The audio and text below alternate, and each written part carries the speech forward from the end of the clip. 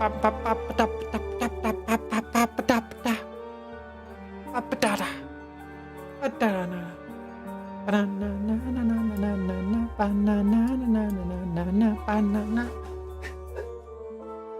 my stuff? It's over here. Oh, come over here. Get over here. Oh, there we go. I got stuff. Hello. I'm here. I'm alive. Hi, Ireland. Hi, Mercury. Hi, Cormad Forever. Also known as Antonique. Nope, still not letting you buy new stuff. I know, it's annoying. Actually, I'm not sure. Like, each time I'm doing this thing, I'm like, is it working? Is it working today? I don't know. Stream Avatars tells me it is working. Genestealer cult in a nutshell. Make every look kind of like Tyranids, except the woman gotta make sure they remain hot or sales drop. No, plenty of the women are also looking all Tyranidy. You just can't tell who they are. The more you look like a Tyranid, the harder it is to tell for women from the men. There's plenty of male characters that don't look Tyranidy.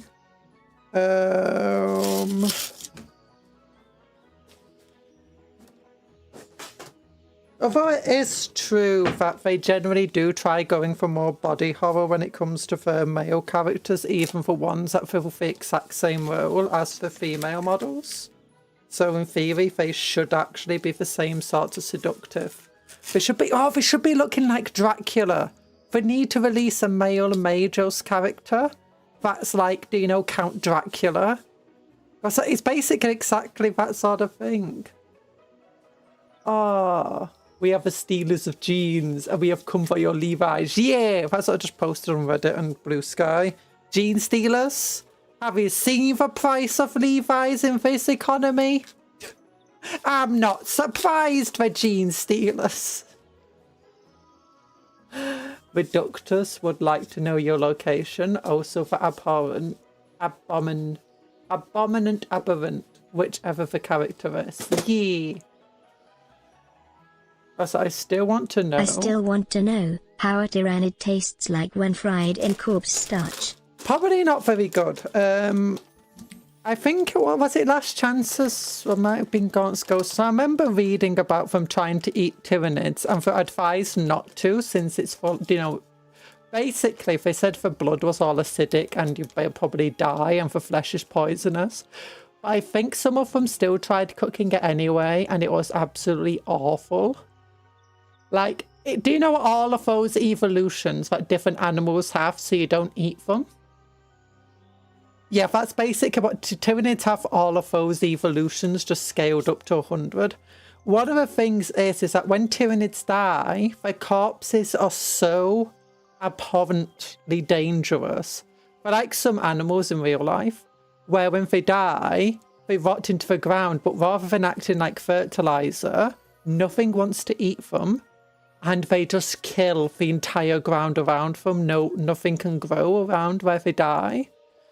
So pretty much defeating a Tyranid invasion is your planet's still dead anyway. It takes a hell of a lot of work to undo.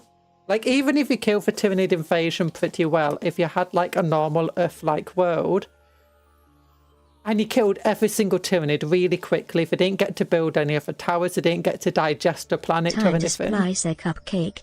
No, Native Engine. I was a hi, Gapper. Hi, Greg Johnson. How you doing? So, your planet will still be dead, kind of. Like, it'll basically just turn everything into a wasteland where they died, and it will seep into the soil. It will infect it for years to come. The rivers will get all poisoned. All the fish will die. It will drain into the sea and kill even more fish. It will ruin... Your planet's effectively ruined. You can fix it, and you can turn Tyranids into fertilizer, like certain stuff like orcs. Orcs are relatively resilient to Tyranid stuff. They can eat it, the spores can still grow. Similarly, like some chaosy stuff can grow there. And I mean, there are some stuff like Kroot and so on that are a bit more resilient as well. And similarly, the Imperium has all sorts of bioengineered agriculture and stuff. I think they know how to turn a corpse into usable stuff. but still, it takes a hell of a lot of work. Where's a hand cam? Hello! It's been a while for hand cams. Big love hearts. Hello, Talan. How you doing? So I need to look what everyone's been saying. I've just been speaking. Oh gosh, my desk is dirty. It needs cleaning. Okay, so you came back from wasting my love by stick your fingers. Take your prize and Latin strut. Sounds like fun music. Oh gosh. What else is there? If he bleeds, it can be eaten. If it bleeds, it can be eaten. Yeah. Is it not an acquired taste? No, just add some hella curry ketchup. I'd add ash ketchup. He'll make it edible. And I'm going to devour that tynid kebab. Maybe. If this is the exact same, you know, thought process that characters in the book had, and, you know, they're just vomiting afterwards and couldn't eat it. Maybe some Dijon and cheese. You could probably make it edible. Like, add a bunch of salt, dry cure. So you want to first remove all the blood and all the acids and detox the poisons. You're then going to want to, like, possibly dry cure it with a bunch of salt and other stuff, and it'll probably turn into something moderately edible. Maybe by, like, pufferfish.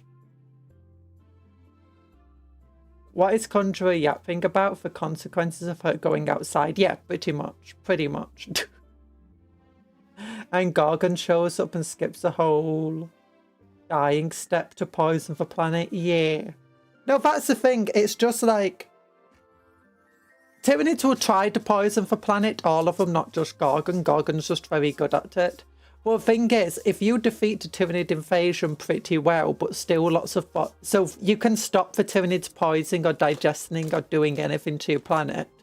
But if they still land on the planet and you kill them on the planet's surface, or the bioships, you know, collapse onto the planet, you've pretty much done enough to kill your own planet there. The bodies alone will poison it.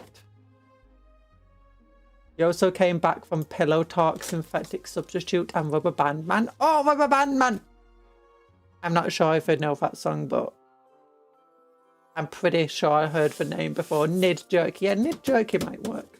I think, yeah, orcs apparently are pretty tasty. Maybe not orcs themselves, but do you know squigs and a bunch of other, you know, orc-related species are pretty... Apparently they're not bad. They're not bad. Some of them are pretty not tasty. But it is quite easy to turn orcs and, you know, orc fungus into something that's palatable to a human. Again, orcs and stuff, they're relatively poisonous. Orcs and squigs, humans can't really eat it without having to treat it in some regard. Most of them. From what I've read, I mean, I mostly read about it with fantasy. But the orcs are completely immune to their own toxins, so they can eat one another pretty easily. Sounds like Nurgle must kind of like the Nids. Nurgle doesn't like the Nids because he's not empowered by them. It's poison, not disease. And when it is disease, it's Tyranids. It's not something that Nurgle made, and it's not something that Nurgle takes power from. It's a bit like infecting somebody with nanomachines that doesn't... You could make a disease that creates a bunch of nanomachines, goes into a person's body, kills them, makes more nanomachines from their body, goes to another person, and so on and so forth. And it wouldn't work. Let's be fair here. I think you'd cause a massive amount of psychic damage if you, as a human, started eating orcs in front of them. Possibly. I think the orcs would just be like, oh my gosh, this one's tough. Let's fight them. Yeah, that's pretty much how they feel about getting eaten. Like, orcs eat one another. Like, I think sometimes, I swear I've read orcs, you know, in a fight, and they literally just bite one another and just take a big bite out of the orc and then just eat it. They don't spit it out, they just eat it.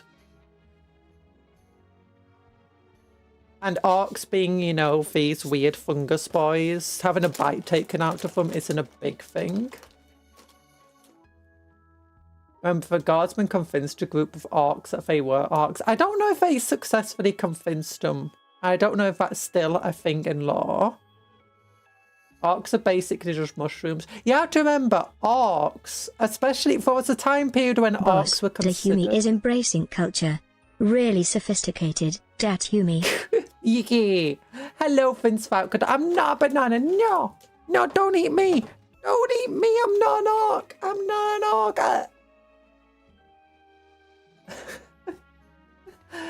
Nothing and everything is in law. Yeah. Orcs are really weird. Like, they started as basically like the true evil of the Warhammer universe at one point. And then they ended up becoming, you know, relatively popular. It was like the 90s and early 90s, I think, when orcs really went into their, you know, crazy and mercenary phase and stuff like that. Where everyone loved them. Before then, they were actually like meant to be one of the more evil threats. I also found out, do you know Gaskell Thacker? His middle name is Gaskell Thacker. Magavaka. Something like that. Magalaka Thacker. And it's basically because his name was originally just meant to be Margaret Thatcher. And for orcs, and if you look at like some really old art for orcs, it's got Margaret Thatcher's face painted onto some of the banners. Not art, do you know the models that people had painted for the codexes and stuff? It's like, oh gosh, Warhammer's always been very on the nose, but especially back then. Oh, Gaskell Magavuk. Yeah, Gaskell Magavuk Thacker, that's the one. Even the standards of 40k, Thatcher's too much. It's true. It's true. Genestealer cults only affect hive cities. No, Genestealer cults affect everywhere. They're most effective in hive cities, but you can have an agriculture world that's taken over by Genestealer cults. Even the Tau have been affected by them. I think they've twice infected themselves by accident with it. Well, I say by accident, on purpose, in hope that they could communicate with it and do diplomacy, and yeah, that didn't work out. Now, that being said, humans have done the same before. Can't the orcs, since they get crumped before they get the chance, the Tau immediately root them out like they know it's out? No, the orcs are the ones that root them out like they know it's out of place. Like they immediately just recognise it's out of place.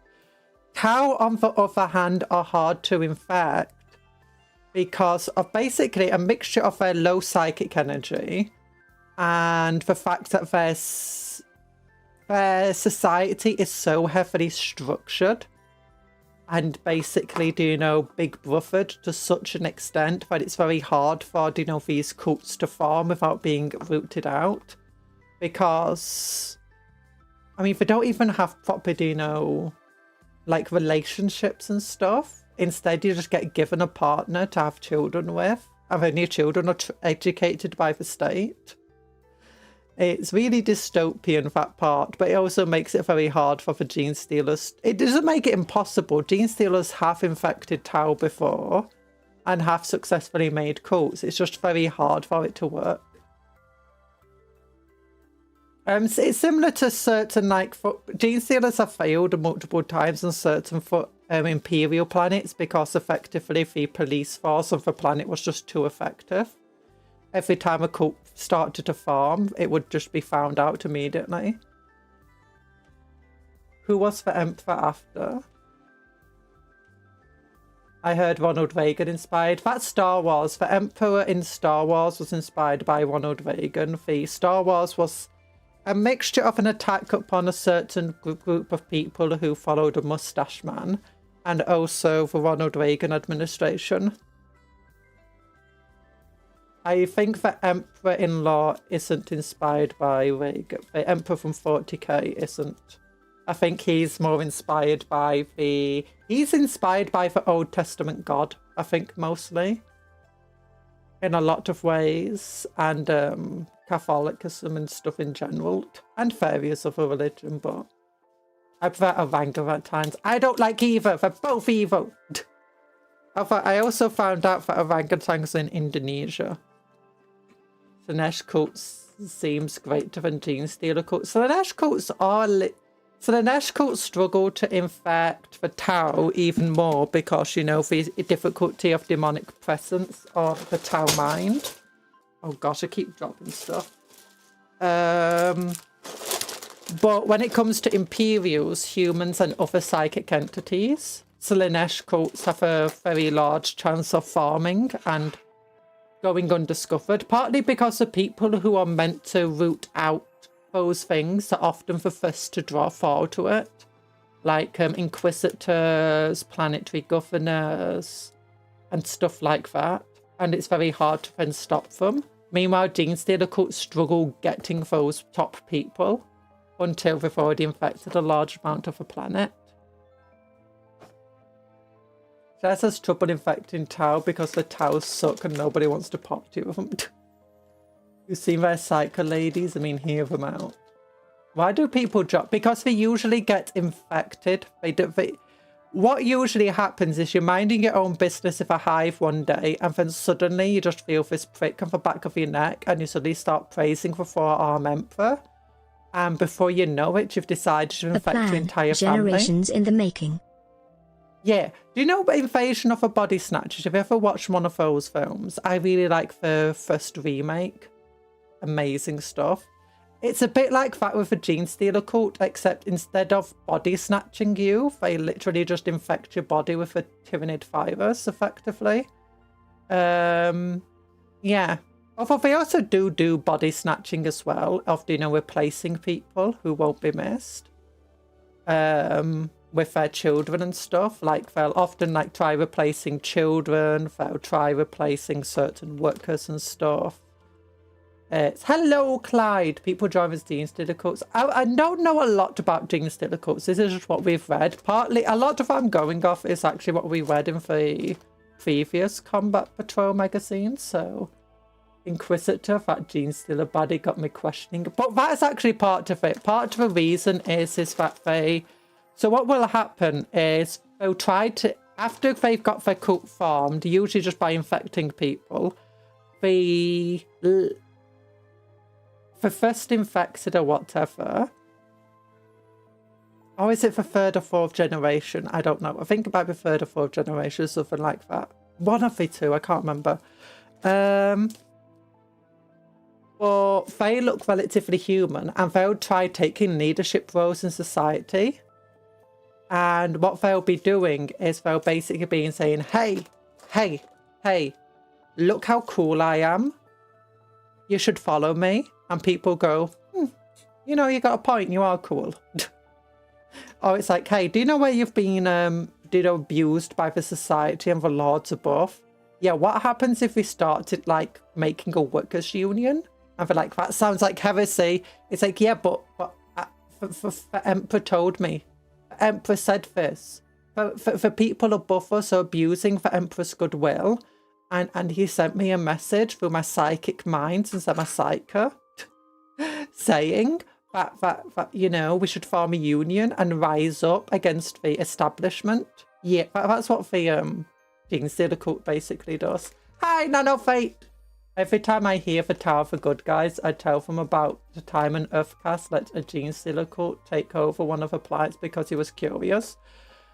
Okay, the Tau are good guys. I can imagine Genestealer cults and Chaos cults doing gang war shenanigans like it's a normal Tuesday.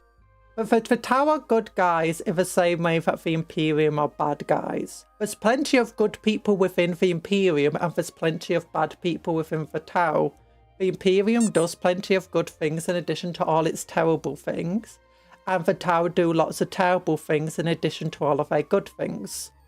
But in general, as far as 40k goes, other than some Eldar craft worlds, the Tau are probably the closest we have to a good guy.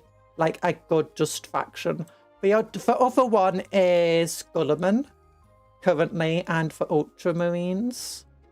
Kind of, or maybe not for Ultramarines, but his entire sectum of the galaxy, he's generally, especially since he came back, kinder to Xenos, although he's not super kind. That's some heresy right there. Clearly the good guys are the humans. Jigga Chad music plays. Yeah. The Tau work at this. They actually do good stuff, and it works really well. So yeah, I think I broke the sprinkles. No, the sprinkles are just broken at the moment. I think we're gonna have to wait for stream avatars to update. I want to try doing a complete. I think I have to join the Discord to do some troubleshooting. But I got a new one of these cool files. It's the exact same as the other ones.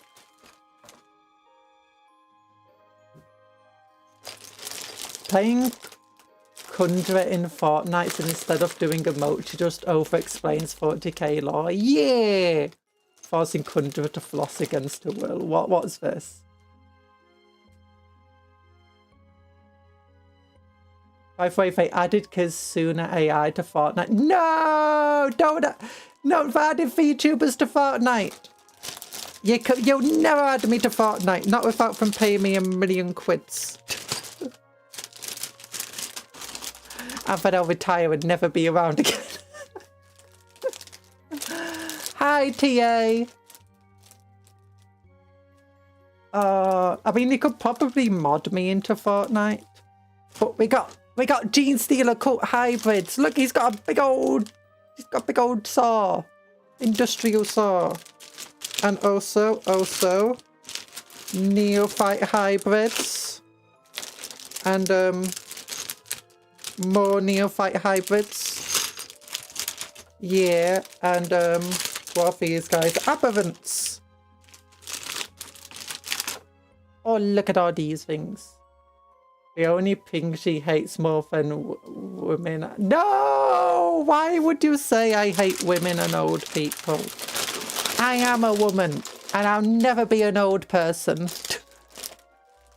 You gotta rest, Mercury. Bye-bye, Mercury. Conjuror's the #1 VTuber hater. Oh, no, I'm not. I'm a #1 Fortnite hater. You know, Fortnite was good, and then they added a battle royale to it. Capcom, we've known you long enough to know you'll be broke again within the hour from all the plastic crack. I'd spend it all on cola first, and then plastic. And resin. I'd buy all the Forge. I'd buy 6 Forge Road War Lord Titans. That's it. Okay. 63. She says she'll retire on 10 bobs. She'll retire on 10 bobs, you know. We can live in the world on 10 bobs. Like, you can buy anything for 10 bobs, you know. But why does this not want to open? Okay, we'll open it from the other direction. But for plastic... Oh, face.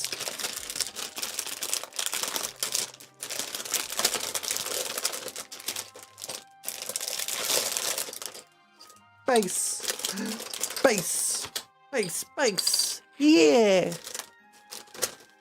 Oh, here we go. Here's our stuff. Oh, there's a big old saw. Oh, industrial equipment. Thousands. Boxes of Helldrakes. It's true. Thousands of boxes. I kind of want a Helldrake, but I don't want to bother painting one. Okay, so let's look. We got some more of these objective marker stuff. I really like these and do like just 2D terrain. Oh, and then we got like these pop-out things. Majors. We already built her. Hybrids. Neophytes. Aberrants. Oh, Goliath Rock Grinder. Oh, that's pretty cool. That's pretty cool stuff. And for all of these pop-out panels. Oh, it's satisfying.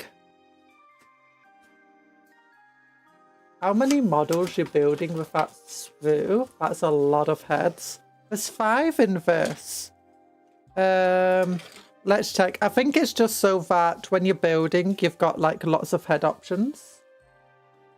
That one's a skull. It's not an actual head. But there's... Ooh, Oh, forgot. I've never seen the Genestealer cults have the actual Genestealer. This is my favourite Genestealer head, the one with the tentacle mouth. Yeah. Oh, I've never seen that head either. That's cool. Oh, that head looks weird. We'll look at these tomorrow. Well, yeah, this is so that you got lots of different options. Oh, and you got the you got more heads over here. That is a lot of heads. Oh, that's super cool. I like how many head options you get. So everything can still feel relatively unique. And you got more skulls here. That's nice. Hello, Brad Black. How do I tell a girl we can't be in a relationship? Give her a bunch of Warhammer and say that she should or give her some cola and she'll instantly be like, okay, this is fair. Fair trade, fair trade. Rock Grinder is best truck in the game. Gus Drill Dozer. You know, Arx used to have a Drill Dozer. But this head seems to have gone a bit weird. He's got a goatee or something. Oh no, he's got one of those venom sacks. Oh, that's why. Oh, I wanted more tentacle mouth dudes. But you know, sometimes you want stuff and you don't get it. And as a result, you have to punch a Pope in the head. Why did I say a Pope in the head? I've been playing too much Crusader Kings. Oh. You've got like 30 head there. Absolutely biblical greed. We need more. Oh, have you seen you can now buy for 15 quid, although cheaper if you buy from other sites, heads for Space Marines. And that's not as expensive as I feared it might be. I thought it'd be like 18 quid. But it's still pretty expensive for a bunch of heads. But you get so many in there, I guess it is just worthwhile if you're back building a bunch of Space Marines to have some more head options. I've already got two because I got for Battle Force that first included the heads in them. And honestly, it's been pretty worth it. I've liked them. The chit you're talking to got a tentacle mouth, but what? Oh no, you have to. You can't leave them. Look, tentacle mouths, best mouths. I mean, I wish I had a tentacle mouth. I don't got a tentacle mouth. I got a normal mouth, and I keep biting my tongue, because my tongue's too big.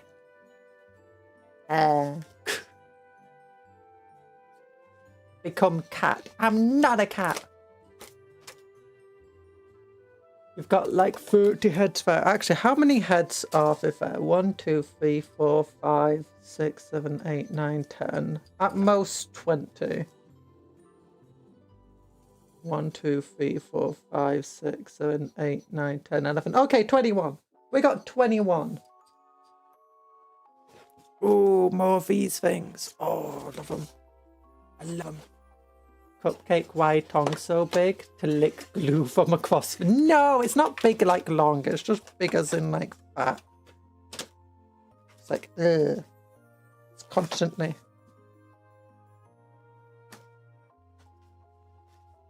It's annoying. It's annoying. Yeah, you tell them, Cuptle. You're not telling them. You're not telling them. That's because you don't have teeth. You have beak. You have a beak like a tortoise. You know, why do we call it Cuptle? You're not even a turtle, you're a tortoise. You're not waterborne, you're landborn. Don't give me that look, Cuptle. Yeah, it's better. What's your favourite faction? No idea. I'm building 40,000 points of Black Templar. My favourite faction used to be unabashedly Dark Eldar. I want to get them again. It's just I've got too many armies. Sisters of Battle are cool. Imperial Guardsmen, always cool. That used to be my biggest army. It's my second biggest one. I got like 8,000 points. Tyranids were like my starting army, and I still got love for them. Mostly Zoanthropes and Lictors, and Not Genestealers, actually. I wasn't a big fan of Genestealers. I kind of preferred my Gaunt Rush. Oh, yeah. We finally have an answer to never asked question. How much head is Cupcake getting? 30 apart. What? No, there's 21 heads on there. Oh. Let's turn this little light off. I'm glad I figured out how to change the exposure stuff on my camera. And it was a backlight option. Okay, so we got how to build, how to paint them. I like this help to paint stuff. It's relatively detailed. Although sometimes it just says, hey, paint these details. It's like, what? What? That's incredibly difficult. Also, I do question for if they're actually using the... Like, it looks like they're using Citadel brushes. But I've got a feeling they're not actually using the Citadel brushes to paint these. Has anyone ever tried to paint with them? It is not fun. Ooh! I wasn't expecting to get much lore, but yeah, we do have lore here. Ooh, Genestealer cult unit names. Apparently you name them the same way that H.P. Lovecraft would. I'm building £1 million of Black Templar army, but they are light. I mean, that actually is kind of my opinion. I'm just one of those people that I get... is made of Black Templar models, but yeah, they're all right. Not my favourite. Yeah, they're not my favourite. That's the thing. I mean, I don't love them as much now because I feel like they've lost a lot of the character that I used to love about them. And that character is basically just Monty Python memes.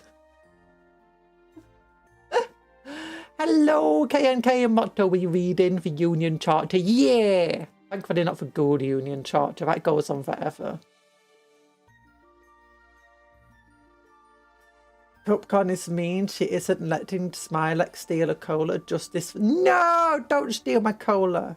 It's not allowed. It's legal. Do you think they painted the model for the picture and thrown it out? No. They probably... They probably do keep them for other stuff. Well, I think they probably painted them using, you know, better brushes. And then just took these special photo ops.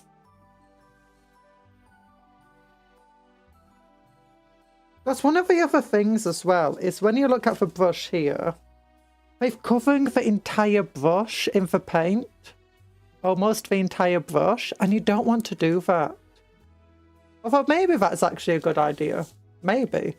Maybe they cover the entire brush in the paint, just not the plastic part, and then scrape it all off, and it helps keep it shaped.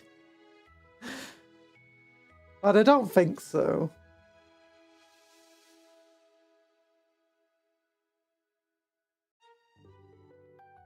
Like that is... That's a lot of paint on the brush.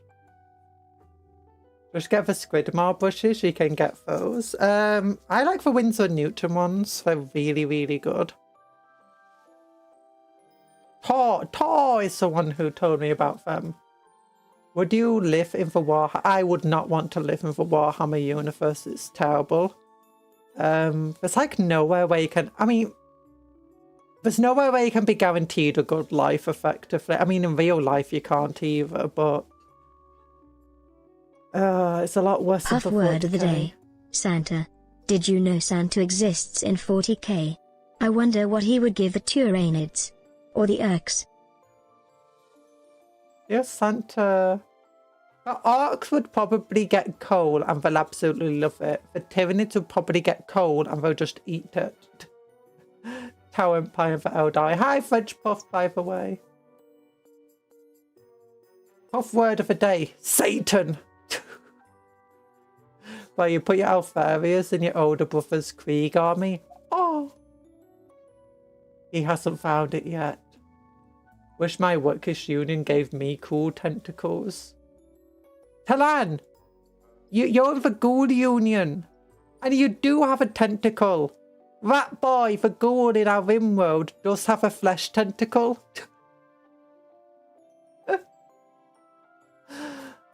Bring some rogue trader bath attendants is probably minimally terrible. Potentially, depends on the rogue trader. If it might just servitize you for fun. Or, do you know, torture you for fun. You never know. Or it might just shoot you in the head and just replace you just for fun. You never know with rogue traders.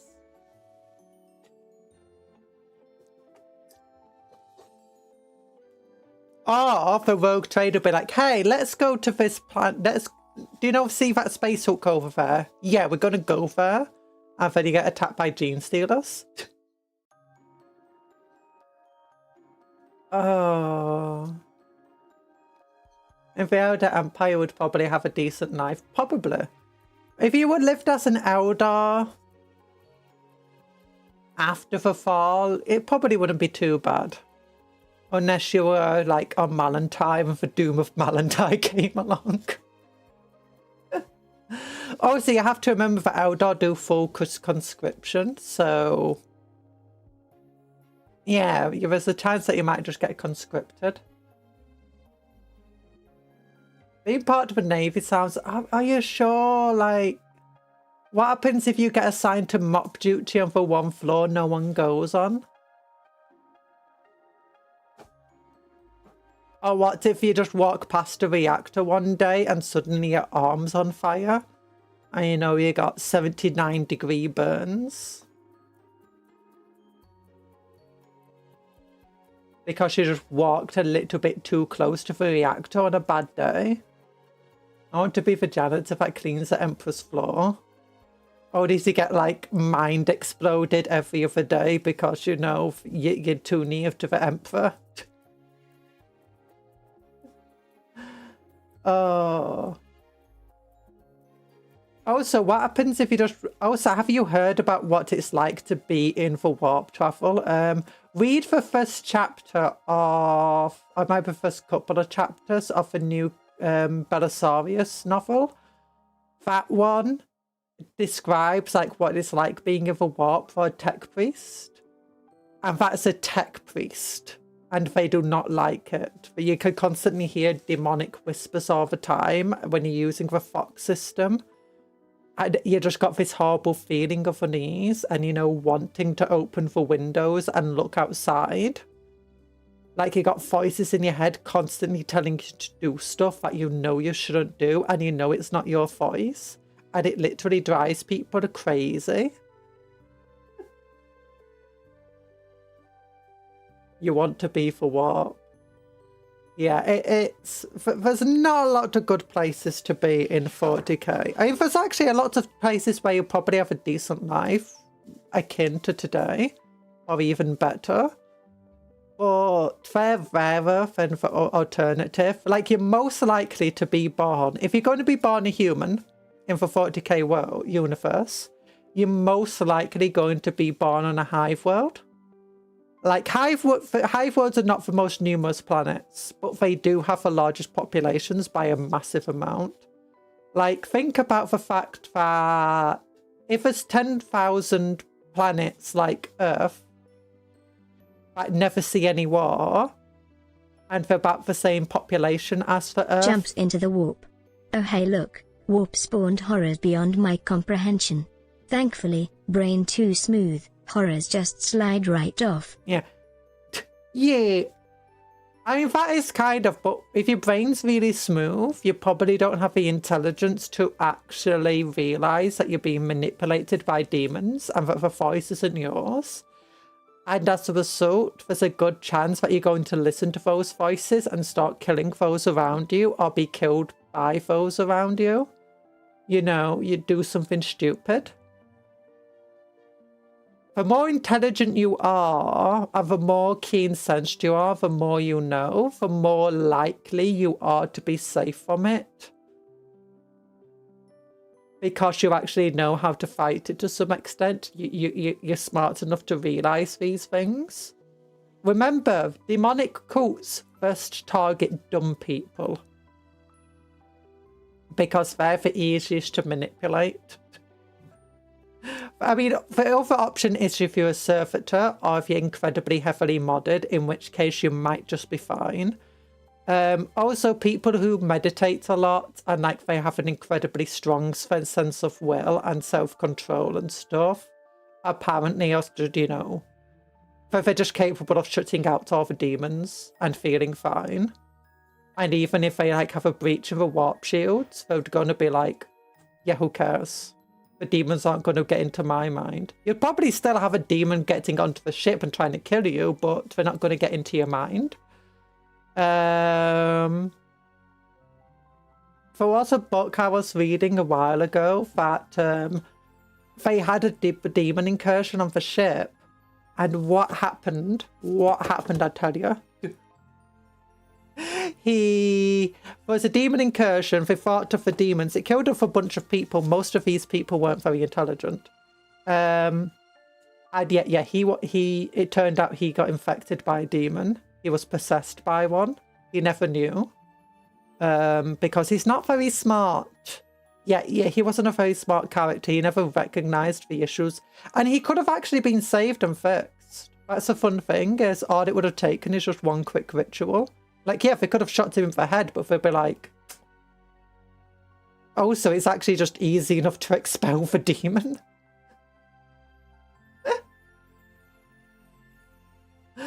Oh, but yeah, I channel my inner Castellan Crow and become untemptable because head empty.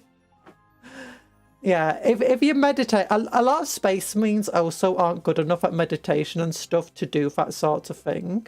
It's generally the kind of thing where you see this character, like this grizzled If I was a commissar. human in Warhammer, I would either try to flee to a Tay world, or immediately start praying to Nurgle. You probably, if you're a human in Warhammer, you probably don't know either exist. Most humans aren't aware that any aliens actually exist.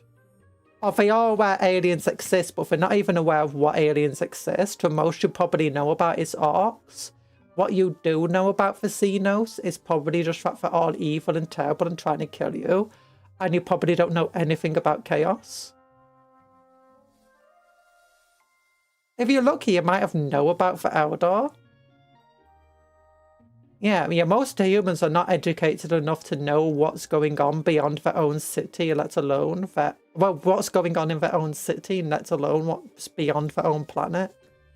Heck, some humans aren't even they know about the Emperor, but they're not even aware very well that of this, the entire stellar empire. Ever seen what happens to people in Dead Space when the marker gets involved? Basically that happens. Now lose it, go crazy, I hope I wouldn't end up for Slanesh. I honestly doubt myself. Honestly, you could fall to... The likelihood that anyone would actually fall to demons is very unlikely. Because otherwise, the entire Imperial wouldn't survive a day. But the thing is even if just... Oh yeah, that's what I was talking about. If 10,000 planets are just like Earth, including population, that's like 60 trillion people. And there's like twice as many on like Necromunda or something stupid like that. There's hundreds of trillions of them. And when you consider the fact there's tens of thousands of hive worlds, yeah, most of the population is on hive worlds. After that is probably forge worlds. Agriculture worlds generally have smaller populations, but generally not very nice to live upon. Sorry, my YouTube broke. I don't know. There we go. Sorry. My entire YouTube stuff said I wasn't streaming anymore. Okay, it's fine. Forge worlds aren't that populated. Remove a lot optimized from the count. A lot of forge worlds. Yeah, but that's the thing is a lot of forge worlds do have these massive breeding programs and stuff on them, just in an effort to turn them into Skitarii or Servitors. And they do have incredible populations. Actually, some of them do have incredibly large worker populations that aren't lobotomized as well. I can't remember what it was. I was reading short story. What's on the community website? Well, it was people on a forge world, and most of the population of a forge world were industrial workers who weren't lobotomized, but pretty much most of them would become lobotomized before they get too old. Like, if they get too injured or whatever, that's unfortunately your fate. Although you might just die from injuries or illness otherwise. But actually, some of them lived relatively good lives. But mostly those were like overseers and stuff who had cushied up to the tech priests who worked there and lived there, so... But I mean, every single Forge World's going to be different depending on the tech priests ruling over it, so... Hive worlds tend to be manufacturing worlds, but not super complex stuff. That's the Forge World thing. Yeah. What do Hive worlds do for work surface industry stuff? Yeah, manufacturing. I've not read the page yet. Okay, let me read a page. Cult operatives.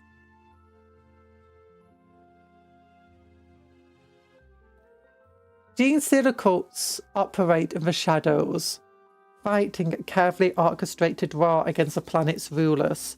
Their ranks include a number of skilled operatives whose unique xenos guerrilla training, or sheer zealotry grant them a host of abilities vital to the cult's insurrection. Working together, they are a dire threat. Hidden within the depths of a hive city, a cabal of cult operatives pilots its next move. Often outnumbered and outgunned by Imperial forces, Genestealer cults make use of many highly specialized operatives who use devious tactics to wage a guerrilla war from the shadows. Sabotage, concealed explosives and biological weapons cause horrendous casualties, allowing a relatively small number of cultists to take on a much larger and better armed enemy force. Destroyed bridges, collapsed buildings, and undermined roads funnel the enemy into predetermined kill zones where they are vulnerable to attack.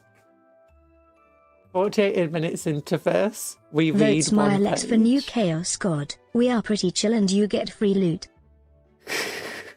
Reading in a reading stream, less likely that you think. Especially since Cup has the attention span of a gold cup catfish. Oh, look at your little pirate down there. I'm joking. 48 minutes into the stream and we've finished one. We're reading one page. We gotta slow down or finish a book. No! Look, you guys are wanted to yap. That's it. Vote Smilex a new Chaos God. We are pretty chill and you get free loot. No! Vote Cupcake for new No, I'm not a Chaos God. Combination of unique genetic traits imparted by their Xenos DNA and intensive training allows cult operatives to excel in their given roles.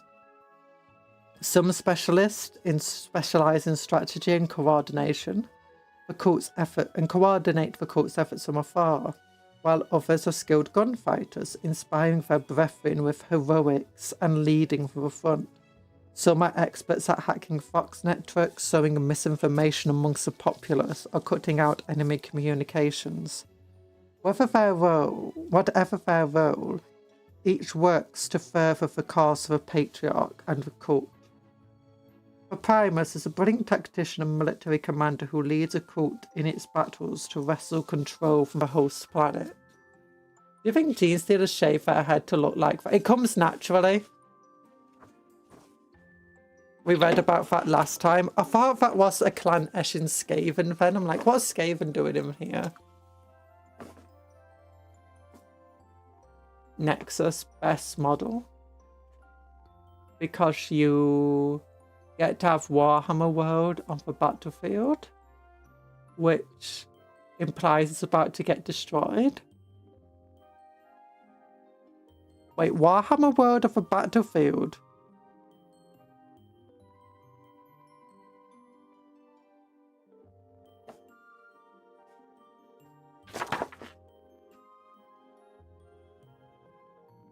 Wait, is that Warhammer World? Is that just a building? Is that just like meant to be what Warhammer World is? The Nexus, the dude for hologram table? Is that a hologram of Warhammer World? Oh my goodness. Is that implying then that Warhammer and Games Workshop are actually a Genestealer cult who's, try and infect people via Warhammer? So the Reductus Saboteur Many cultists are expert saboteurs and demolition experts. They use their knowledge of explosives to carry out attacks on comm centers. Oh, have you heard? Warhammer World is coming to the US. They're making a new Warhammer World in America. Why can't you do anything? Stream avatars commands are broken. I can't fix it, unfortunately. It's just stream avatars not updating and working with Mix It Up very well.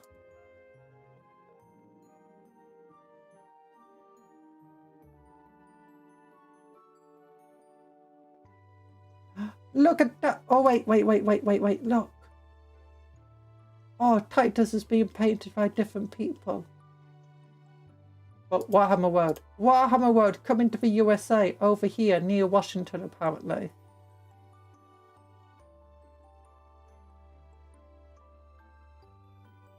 Where would it be? Washington!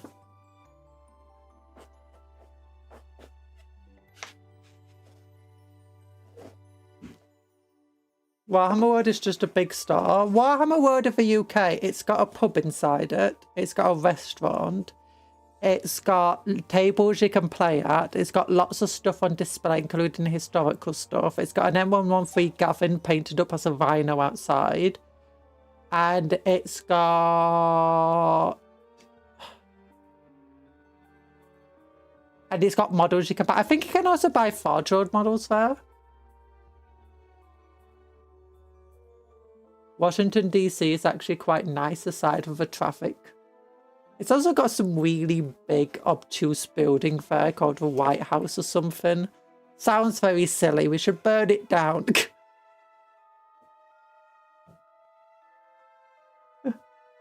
No gamba. No gamba. The gamba don't work. It's sad. Yeah, I'm making a joke because, you know, the British burnt down for... Actually, it was the Canadians who did it. Working for the British who burnt down the White House before. It's not stream elements, it's stream avatars.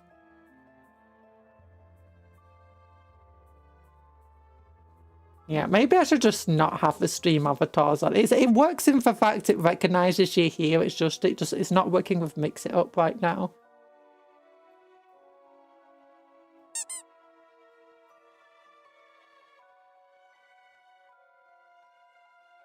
Why? But anyway. Astropathic relays, power stations, and other vital infrastructure, disrupting the enemy's ability to coordinate their defences. When the time comes for open war, reductor saboteurs mine areas of the battlefield, lay booby traps in the buildings, and conceal improvised explosives. Such tactics can cause massive devastation to enemy forces, more than making up for the cult's comparative lack of numbers and heavy ordnance. I like how they always talk about the cult's lack of numbers. And then in law, it's like, the cult sent millions upon millions of soldiers to fight these 10 guardsmen or these 5 space marines. And the guardsmen fought for days on end against countless numbers.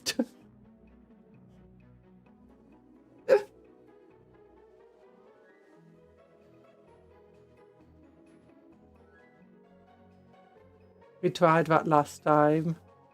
Gosh, I wish I could pay a pigeon to smash into your windows. No, don't do that to a poor pigeon. But I only got 5 of them. I only got 5 of what, sorry?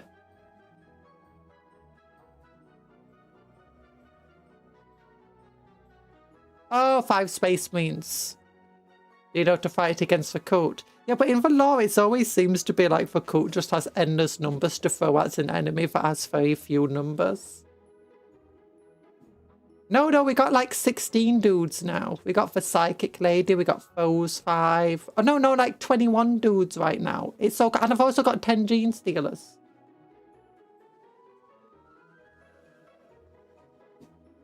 Man, they could have put it for Mall of America.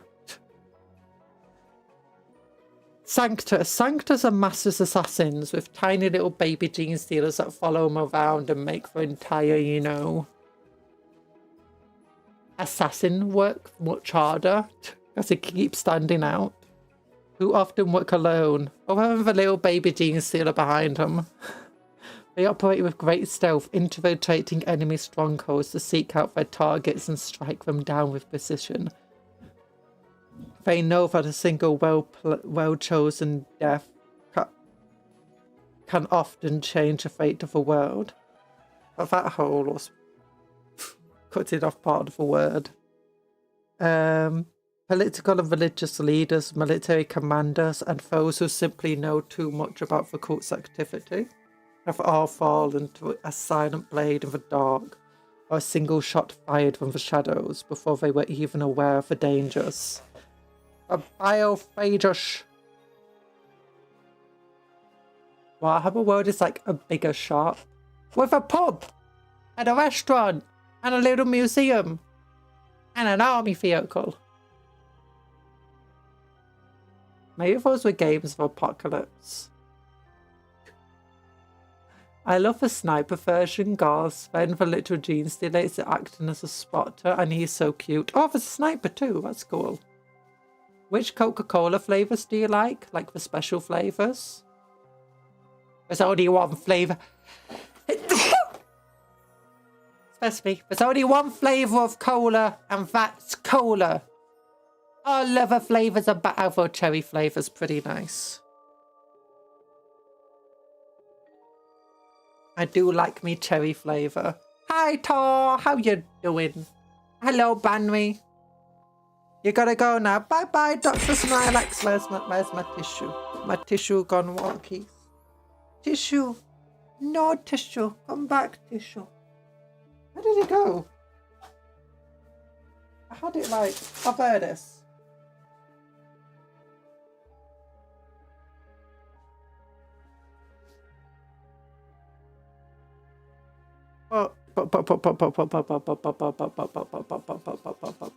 How's everyone's days going? Big love hearts to y'all who's just come in. Looking into Genestealer cults I see, I find a reason they always fail infiltrating orcs hilarious. Yeah, basically orcs just know an orc's acting anarchy. Oh yeah, and again, it's talking about low numbers. But if you've ever played Genestealer cults of a tabletop, one of their rules is they've got endless numbers. You kill one unit and it just comes right back. Like they've just got endless numbers to throw into every battle. I think the point is that you're always fighting Genestealer cults effectively in their home territory. But still trying to sleep. It's 1 AM after all. No, go back to Betty Bows. Get yourself some dreaming. California dreaming. Those known as the biophagus are some of the most unusual specialists within a cult. Skilled in science Locust be and like while you were praising arts. the Emperor, I was studying the blade. I have the power of the four-armed Emperor and anime on my side. Maybe. But we need to go. So for those known as the biophagus are some of the most unusual specialists within a cult. Skilled in science, biochemical arts, they concoct a variety of elixirs and combat stims that enhance the strength and ferocity of other cultists in battle. They often spend many years studying forbidden sciences, developing virulent mutagenic compounds, highly corrosive bioacids, and deadly chemical agents, with which to wage biological warfare against the host planet's population. Many pose as medical specialists, where they can use their positions of authority to experiment on the populace. Locusts. Possessed of preternatural reflexes and great agility, locusts are lightning-fast warriors who spring into action with a sudden outburst of violence. They often serve as bodyguards to high-ranking members of a cult and other important figures, where they use their skills to strike down threats and thwart would-be assassins. Their heavy robes conceal inhuman bodies, with multiple limbs and barred prehensile tails, marking them out as favoured progeny of our alien gods. That's cool. That's cool. I really put for Locus the most anime weebo pose possible. He's going, I must go all out. Justice once master. See for that, sees it too. Yeah, now that I'm looking, they're all in pretty boring poses. I mean, I think they're partly meant to be. They're kind of cool. Firefighters is literally just he's just a medic, dude. What do you expect him to do? But what I was just thinking would be cool. If the Genestealer cult should have this entire thing of ultimately a Genestealer cult's main goal is to just get absorbed by the Tyranids. What if you had like somebody got infected? Or even a group of people got infected, but they were too strong-willed. Like, what if a Biophage used their job and position to infect people with Genestealer cult stuff to turn them into more cultists? But those people, you know, it warps their body to some extent, but their mind stays free of the pull of a hive mind. And it spreads to other cultists. And they end up like making a rival. Will you ever play Helldivers 2 and fight for democracy, or are you gonna wait till they add Guardsman cosmetics? They add Guardsman cosmetics. You ever gonna play Helldivers 2 and fight for democracy? I don't know. I don't know if I want to play Helldivers 2 or not. Most Genestealer cults turn against the Nids once they realise they've been played. Yeah, I mean, I say, okay, the main goal of them, it's not the main goal of a cultist, but it's the main goal of a patriarch. But you know, the thing, the Genestealer that's in charge, the main goal of a hive mind. Whether they realise it or not, that's kind of a goal. Just to rise up, weaken the population, call in the Tyranids arrive, absorb everything. What would be really fun is if you had a cult that was like, breaks apart from the hive mind. And it's like, what the heck are you doing to me? Like, imagine if they just infect someone, like they infect a blank or psycho without realising, or just something. And as a result, you end up having like a cult that ends up being split, in which people who follow the patriarch of the cult are then those who are infected, but aren't actually trying to, you know, call in a new... They're not worshipping the four-armed emperor, effectively. And that new cult, you know, wins and kills the patriarch. Other than they kind of still spread to some extent, but as a completely different type of entity.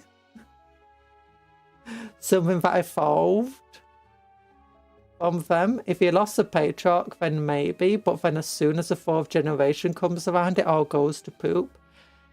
I mean, it depends. Like,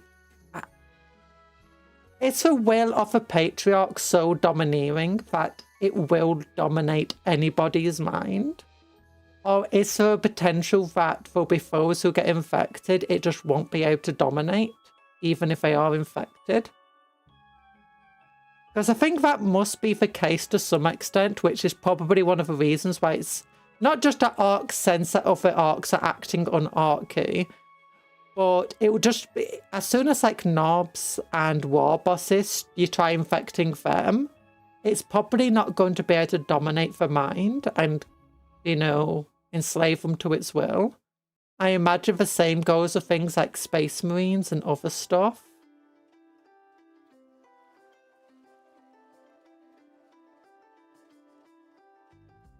You're forgetting about the fact that Nids will eventually arrive and nom them all. It depends. Only if they've got like a patriarch and basically creating a hive mind signal to the Tyranids. If there's no hive mind signal going off, then the Tyranids are probably not going to arrive anytime soon.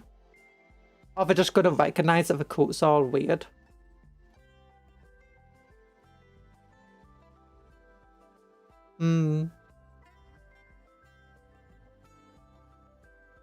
So only splitting they're going to do is splitting for Bill at the end of the meal. Oh! What if they do like a biophage just like prevents even the Genestealers spawning at the end of it all?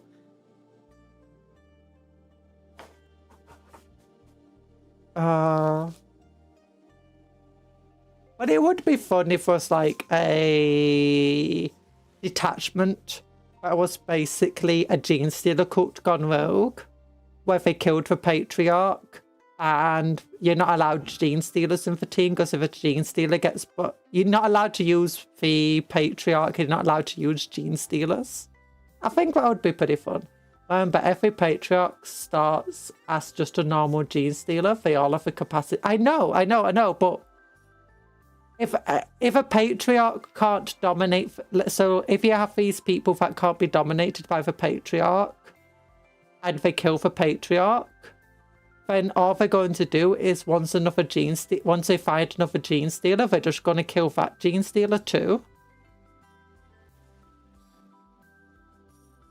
Like, I know all of the Genestealers have a chance to become a Patriarch, but if you just kill the Genestealers that spawn, then you're not going to get another Patriarch.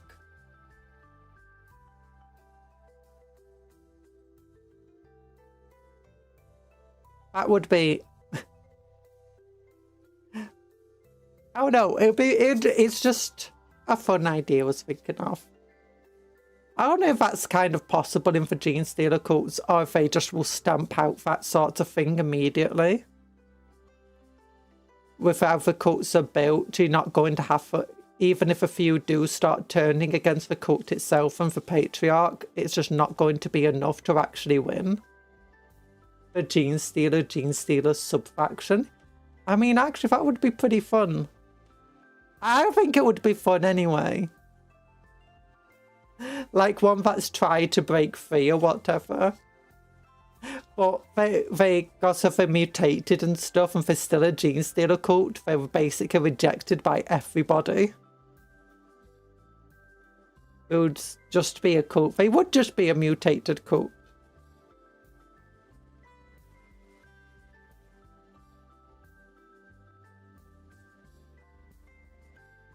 The day of ascension is upon us, come my child soldiers. And a chorus of Genestealer chittering answers the call. Yeah. But anyway, naming your models, blah blah blah. They got Lovecraftian names over here. Scenario destroy the suppression field. The Mad just surveyed the... Oh wait. Data sheet for Acolyte hybrids. They got 1 wound, 4 toughness, 5+ save. Is this accurate to what they currently have? Acolyte hybrids are the offspring of the first host infected by the Genestealer curse, and they are occasionally monstrous in body and mind. Or they are accordingly monstrous in body and mind, possessed of hulking strength and the skill to manipulate complex mechanisms. They bear repurposed industrial tools and deadly close-quarter firearms into battle. They can have auto pistols, demolition charges, which have a chance of blowing themselves up, cut claws and knife, heavy mining tools, leader cult weapons, vile insurrectionists. Oh.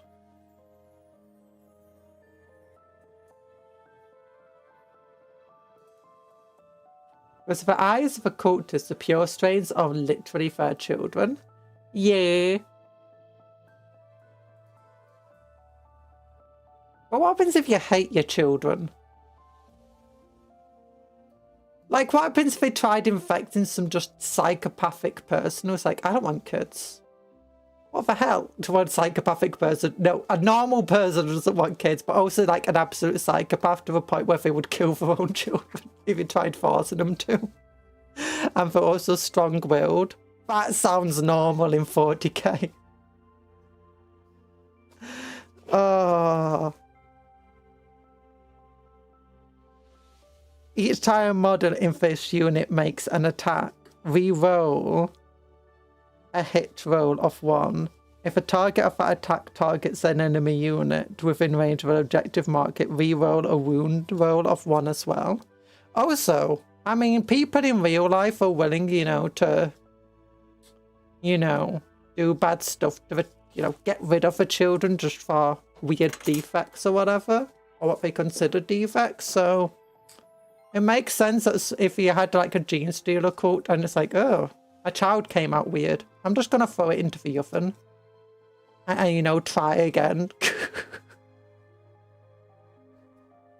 It's, I mean, if you fail to dominate and completely warp the mind of a person, that, especially in the 40k universe, you know, where, you know, you get all these people that are told that mutants are bad, and you're trying to turn them into mutants or make the children mutants.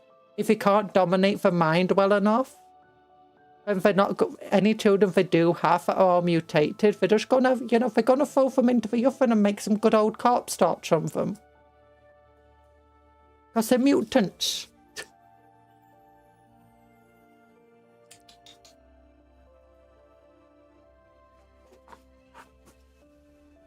I do wonder about that. Like,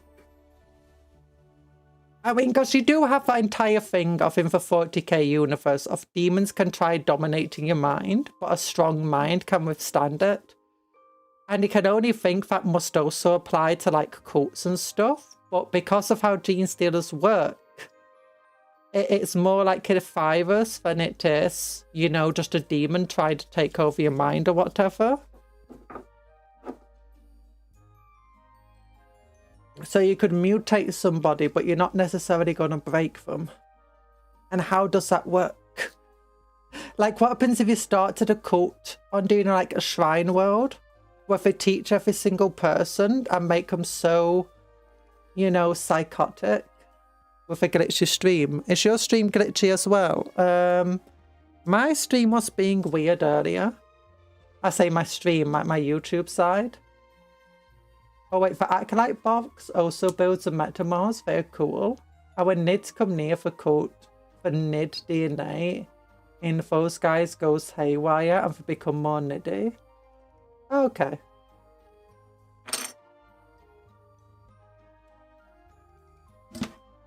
Wait, so this can build something else. So these are the hybrids. Oh yeah, you got all these tyrannid arms. So that's why you got so many heads. And so many arms. Yeah, so these are all the tyrannidy arms. What did you say they are? They're the Metamorphs. Okay. Oh, so in that World Bear book, there's a Genestealer cult kid being helped by a Planetary Defense Force soldier. The guy had no idea what was up with the kid, but he felt genetically compelled to save that kid. Yeah. And I guess it depends how insidious it is and stuff.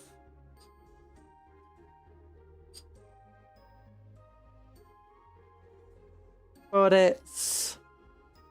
But I kind of just like the idea of what if you had some people who got infected by the Genestealer cult, but it just never dominated the mind, and they still, you know, worshipped the Emperor or something. Not even the four-armed, for like the Emperor doesn't have 4 arms. The more timid looking the heads will be for Metamorphs. I wonder why those were in there. Yeah. I think a lot of them are...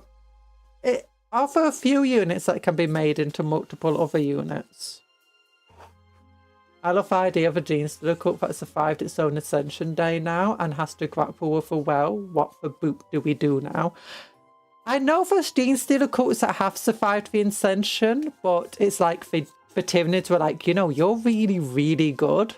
We want to keep you around. And rather than eat them, they let them get onto their spaceships and go to new planets. I know that there's like Genestealer cults who fight against the Tyranids. I assume some of them must have won. I don't really know what happens there. Because that would be another way, wouldn't it? Like, if they do survive the Ascension Day, but at the same time we're having to fight for Nids because they realised what was going on.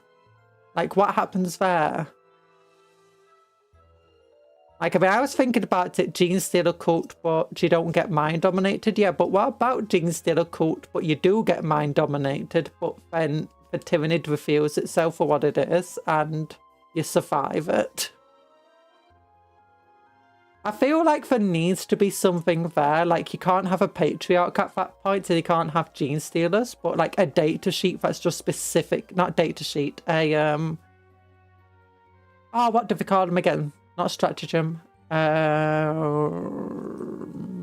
Detachment. A detachment that's just specifically focused on, yeah, these guys don't have patriarchs or Genestealers because, you know, they either survived the Ascension Day or they, you know, overthrew the patriarch and Genestealers before then.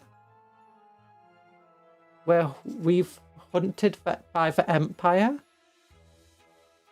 We're a big signal flare. I think if you kill the patriarch, if there's no patriarchs left, and you make sure no Genestealers, like, become another patriarch, then you won't be a signal to the high fleets, or at least not a big one.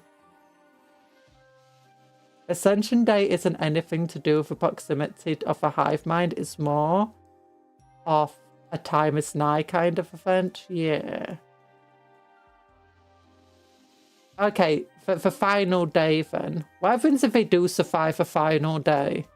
Like, the Tyranid reveals itself, they don't go willingly into the fats. Because, I mean, that is in law, but not all the Genestealer cults do fall. Do just willingly jump into the acid pits. Well, what if they do fight back and they win? And then you've also got the Genestealer cults, like the ones on Necromunda. And that would be really cool. The other mouse strain cults, where the Genestealer cult became so warped for whatever reason, like radiation, that the Tyranids don't even want to go near it anymore. And I mean, there's multiple ways, like what if a Biophagus was experimenting with stuff, but he created something that was just so bad, it completely messed up with the Genestealer genes. And now they're no longer proper Tyranids, they're like these weird mouse-strained mutants that, you know, the Tyranids don't want anymore. I feel like that'll just be some two cool, really, detachments. One where they no longer got the patriarchs, one where they're just so mutated everything went wrong. The Tyranids don't want them.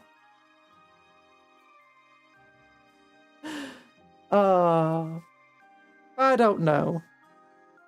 It's a good question, though. I don't know what happens if Genestealer cults fight to the Tyranid, mostly because it's a vanishingly small chance of it happening. Yeah, but it sounds like a fun chance.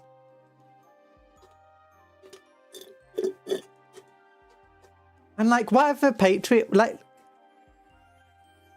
and it's like, what happens if something happens to a patriarch or something, and then someone in the cult manages to rise up into a seat of power and isn't willing to hand over that seat of power to a new patriarch? And they've already got enough yes men around them who are also willing to support them against a patriarch that there's never a chance of a... That could be another way it works. I feel like there's a number of ways for the Genestealer cult to completely fail at its original goal, leaving this mutated cult that, for one reason or another, is effectively now different to what its original intent of the Tyranids intended it to be.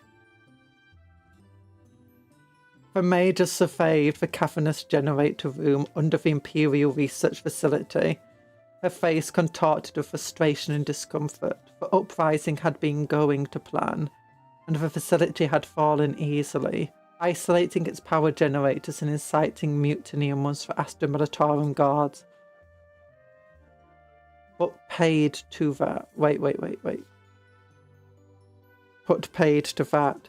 Yet somehow a low thrum of energy caused throughout the machinery and the emergency lights, both yet clinging to life. She pressed her fingers to her temple and lifted her staff. A brief momentary crack of psychic energy sparked between her fingers and the weapon before fading.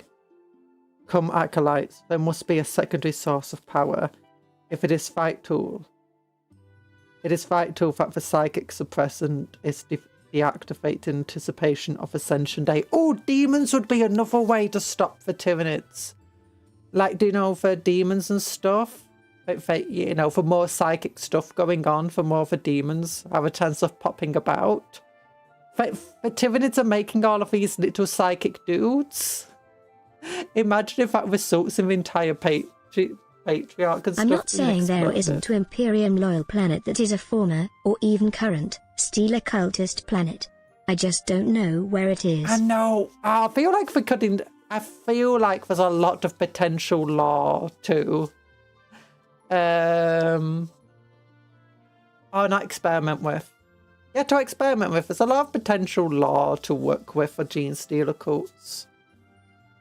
Maybe there is in the Codex. Maybe we need to get a Genestealer Codex.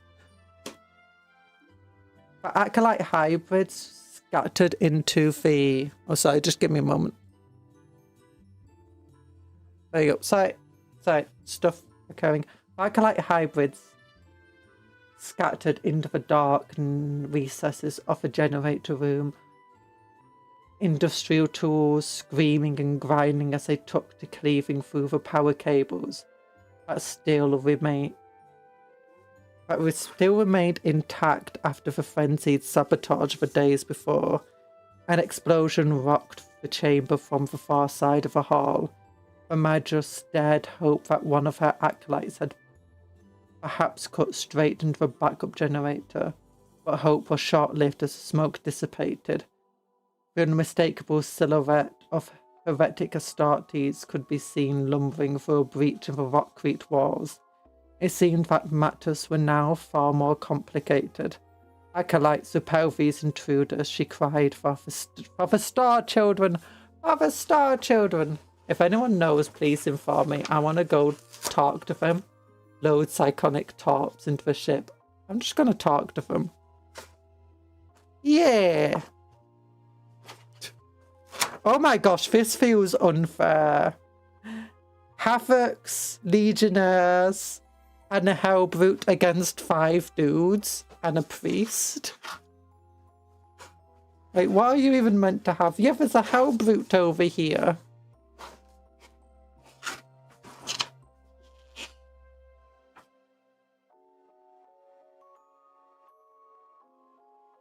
The Genestealer cult player deploys 5 Acolyte hybrids and 1 Magnus in the deployment zone. The Chaos Space Marine deploys 1 Hellbrute and 1 unit of 2 Chaos Space Marine Legionnaires in their deployment.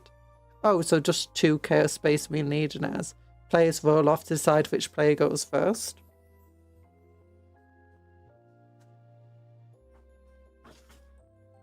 Oh gosh. Unfair is the best way for Chaos Space. Unfair is honestly the best way for most factions to operate.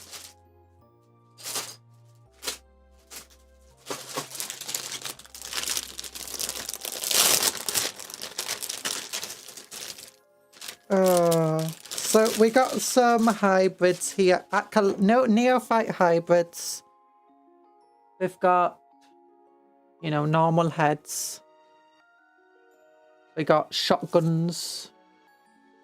He's just got a shotgun. That's like a double barrel shotgun. Wait, double barrel? Yeah, double barrel. Bolt pistol. Lamey looking pistol. Auto pistol. Auto. I like auto guns. Auto guns are cool. Then normal combat patrol. How to build them. How to build them. Update your models with paints. Oh, Mephiston Red. Oh my gosh, this is just a lot of painting. Oh, Bonds of Honor. So for the Bonds of Honor thing, last time we looked at them, we need to talk about what happened in this. Once again, 2,000 points of cults is not 2,000 points. It's 1,000 points of a board. Once again, 2,000 points of cults is not just 2,000 points. It's 1,000 on the board, 1,000 in deep strike, and 1000 that'll respawn later. Yeah. Although, to be honest, isn't the the fact that they respawn slightly pointed into them? So it's more like 800 on the board, 800 in Deep Strike, and then 700 that will respawn. Or 800 that will respawn. So what happened? So with this, Bonds of Honor story about the Silver Templar, and it's being told by a Space Marine Templar to some neophytes. And the story is, this dude was fighting on a planet against Tyranids, and on the Storm Raven or whatever, he dropped his bolt gun. Or more accurately, one of the guys made him drop his bolt gun out the window. And then on the planet, they fought against a bunch of Gaunts. The sergeant who lost his bolt gun dueled a Tyranid Prime with just a knife and won. Then they went to a tunnel, got scared out of a tunnel, some Infernus Marines saved them. Then they went up into space. Then they searched for his gun, couldn't find it. He got given a Thunderhawk so he could go and search salvage ships of a gun. They found a salvage ship, killed everybody on board, got attacked by Elder Corsairs, beat them. Then realised that, oh my gosh, we're in the middle of a battle between Chaos Space Marines and Eldar, and they tried to get an out of there, but some Chaos Space Marines decided to follow them in their own Thunderhawk. They traded blows with one another. Then they both were really damaged. The Chaos Space Marines more damaged. They both ended up crash landing onto a planet. They survived, but the Thunderhawk didn't. They got out the ship, found the Chaos Space Marines were dead, but found there were orcs everywhere. So then they were like, oh gosh, we got to get rid of those death copters. So they tried finding the orc camp, only to find that commandos had found them first. They beat the commandos, and you get a swarm of orcs coming from the camp to attack the Space Marines. And then they were saved by some photon dudes, and then they were negotiating with a photon, and at the end of that is where we left off, I think. Yeah. So, come now, boys. It's time to... Oh, yeah. And throughout of all of this, the person telling the stories been, leading these neophytes. And by neophytes, I mean, they're not even being trained or, genetically modified yet. They're basically just being forced to climb a mountain, like Mount Everest, to reach a temple at the top of it, where they're fed stale bread and water and forced to sleep in a cellar that had an open window. Oh, and he keeps bullying them. And they're 10, 11-year-old kids, because that's the age that Space Marines are brought in. Come now, boys. It's time to introduce you to some of the great brothers of the chapter. Do not say anything to them. It is for them to speak to you, although they probably won't at all. First, I'll show you the Apothecarion. You'll become uncomfortably familiar with that place before too long. There we will no doubt see one of the many apothecaries going about their business. They are the custodians of our gene seed, that great gift from the Primarch. This will be given to you before too long, as you transform into one of us, and it will be taken from you after your death. So rare and precious a gift that it is. But do not fear, my boys. Some of you may survive the transformation into Space Marines, and then your deaths will be a long way off. And I shouldn't be surprised if one of the very same apothecaries will have a hand in keeping you alive on the battlefield. Now, let's start to make our way, and I can go back to my tale of Sergeant Askerton. Yeah, Sergeant Askerton. If you remember, oh yeah, and the other thing about Silver Templars is that the reason his gun's so important is that I think they make all of their guns themselves, or these for bolt guns and stuff, and they form a soul bond with it. So they're weapons of relics that they carry around with them all of the time, and losing it is a stain upon your soul. If you remember, they had just begun to track across that dull and muddy planet in search of a war boss. Oh yeah, for Photon we're asking them to beat a war boss. I think I'd mentioned that they had bartered passage of a planet in exchange for disrupting the arcs of those strangers they had met. Good. I was starting to wonder if I'd lost my place. So there they were, standing before the encampment of the arcs rushing towards them. Their leader right at the front.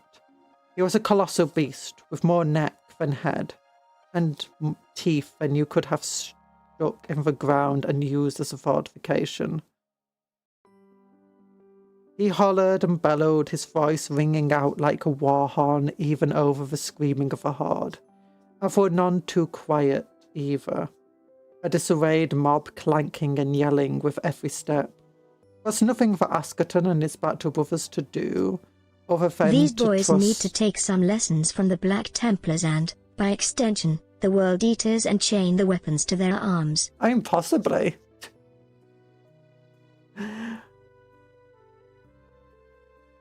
There were none too quiet either. What was this? There was nothing for Askerton and his battle brothers to do than trust the grace of the Emperor and brace for the oncoming attack. They arrived like a tide, wave after wave crashing against the squad. At first many were mown down before they could come within striking distance as the squad's bolt rifles boomed. How much ammo do they bloom in half? They were answered by the near-precise echo of bolts exploding once they had hit their target. The arcs exploded in showers of gauze and munitions detonated inside of them, splatting their comrades, who rushed endlessly forward. And rush forward they did, undaunted until eventually they surrounded the battle brothers entirely, hacking and slashing at their armour. Of course, the squad were entirely capable in close combat. With well-drilled motions, Sergeant Askerton stowed his bolt rifle and drew his combat knife, just in time to plunge it into the chest of the first arc that got within striking range. Oh yeah, I think he's got a borrowed bolt rifle.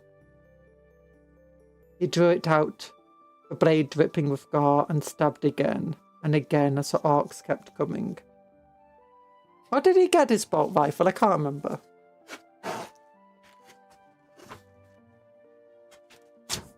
Oh, there we go. Like, come on, guys. If it's gonna this far, your way to reclaim the weapons, stop letting them... I think it's mostly because the weapons are guns.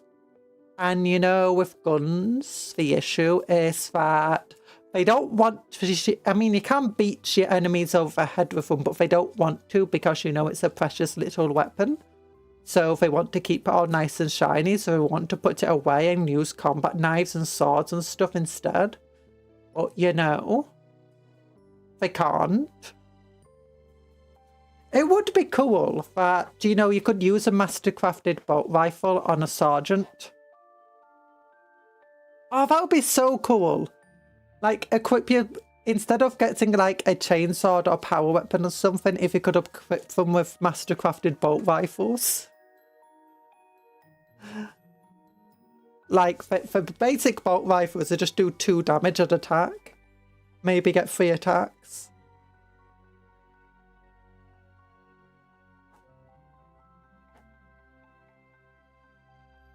That's what the other hand is for, punching the enemies of the Imperium right to the face with your mighty transhuman fist. Yeah, but knives give you a bit more range. Especially when your knife is the size of a sword. Many of his battle brothers did the same, although Mectrus continued to fire with his bolt rifle. But he soon learned the reason why the others had stopped, when an arc exploded in a spray of blood right in front of him, covering his thighs and obscuring his vision from the oncoming horde. Oh yeah, have you seen the new trailer for the Dawn of War 4 with the arcs? It feels really weird since, you know, they're using bolt guns, but none of the bolts are exploding against the arcs. Instead, it just kind of hits the arcs and they drop. Being able to equip weird stuff is my favourite part of Crusade rules. Crush faster, yeah!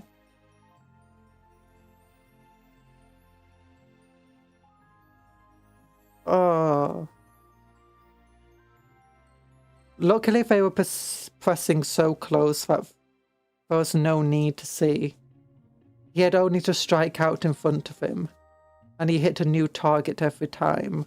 The other Battle Brothers were having similar luck, and arc after arc fell before them, but not all died cleanly. Some struck out unexpectedly as they fell, or else kept trying to hack and slash at Askerton's squad, even as they lay in their death throes. Here and there a single blow struck, only to be turned by their power armor. Now the orcs wield fiendish weapons, none too sharp but heavy as anything, and there's few other than a space marine who can even approach their raw strength. Remember when orcs weren't strong? Like there weren't any stronger than a human except on the charged. I do hope they work on bolt guns in Dawn of War. Dawn of War 1 and 2 had the best effects. Yeah, wait, the bolts don't explode in the trailer. The rocket propelled grenades don't explode. Yeah, they didn't. And then you got space marines being hacked. So it makes the orcs seem really weak as they're just dropping to these kind of pathetic looking attacks. And then the space marines look really weak as just a random axe hits them and they just fall to the ground despite the power armor. And everything is moving so slowly in the trailer. It's like, it's got some really good stuff in it, but at the same time, it's like, yeah, this is not lore-accurate trailer at all. Everything feels just too slow and too weak.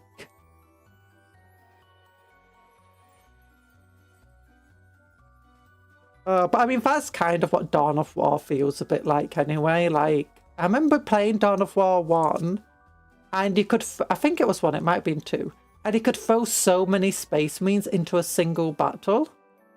Like, you could lose half a chapter's worth of Marines just in a single battle. And it's like, yeah. The best part about Proc Bolters is the post-penetration pop that blows apart the fleshies into a fine red mist. Yeah!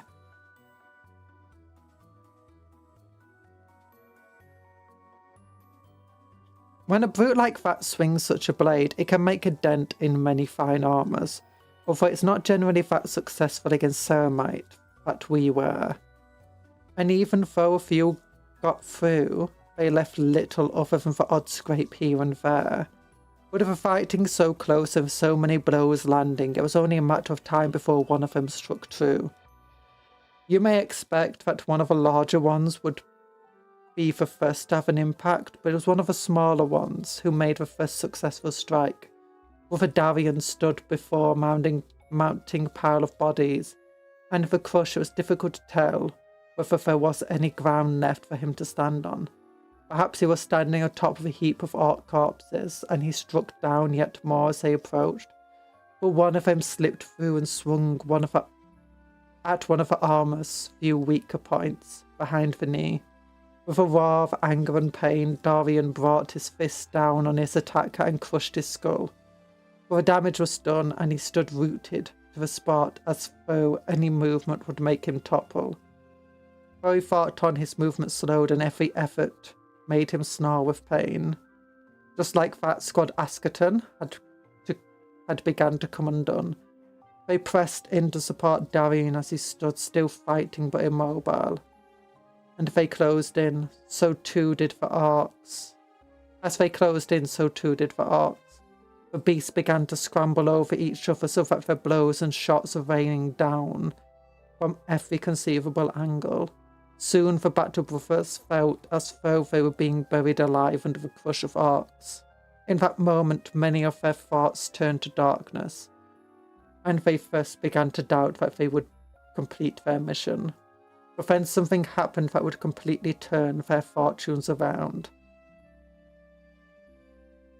Look at all of them. I imagine a burner bomber just drops in and blows up everybody but the Space Marines. Sounds like an orky trick to do. The thoughts of the Genestealer cults acquire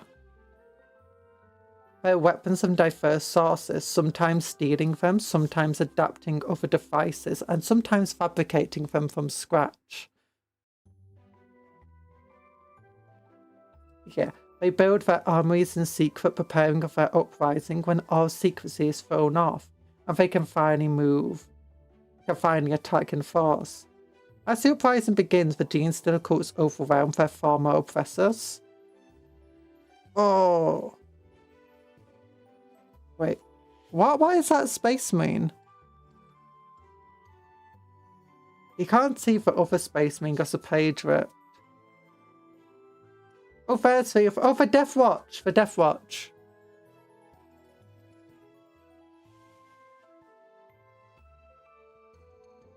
As the Genestealer cults wait for the day of ascension, play hard for arms and munitions that they will need for the uprising. This is an effort that spans many generations, but in a galaxy constantly at war, it's an easy task to get hold of weaponry. Some of the weapons are simple firearms constructed by the Genestealer cults themselves. Others are stolen from the Imperial Army, perhaps taken in raids or else diverted by agents of the cults who lurk within the ranks of the Astra Militarum and other military organisations. Many of the rest of the weapons are converted or repurposed on the other devices of industry. The tools of construction and mining are excellent candidates to turn to the purpose of war and destruction. All the while the melding of human and alien genomes creates new monstrosities who bear weaponized mutations. When uprising begins, the Genestealer cults bring their disparate source of weapons together to create a cohesive force. Words. With such a diverse range of arms, they are able to overcome even the strongest defenders. There we go. Seismic cannon! Designed for demolition, seismic cannons can easily shred enemies to pieces. Deathwatch versus cults, well, that's going to be awfully one-sided. Do you mean the Deathwatch are going to easily win? I mean, based on this image, it does seem like the Deathwatch are greatly outnumbered, and there's even a Patriarch over there. There's like 5 Deathwatch members. Underslung grenade launcher there. Oh, they don't even have a heavy bolt to flame, it looks like. Oh, well, that is an aggressor.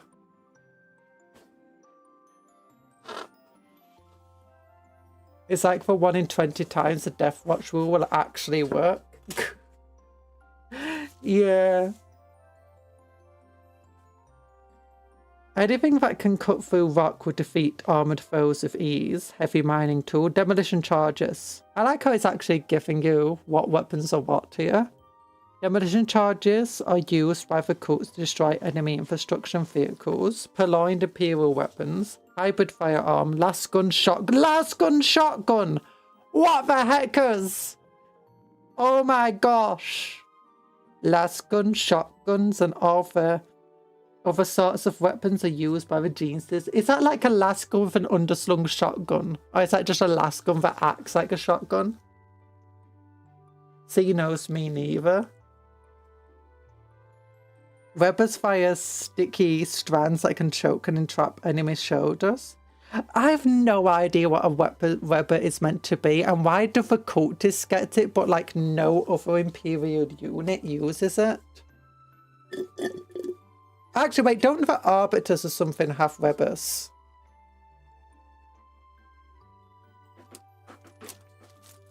Arbites.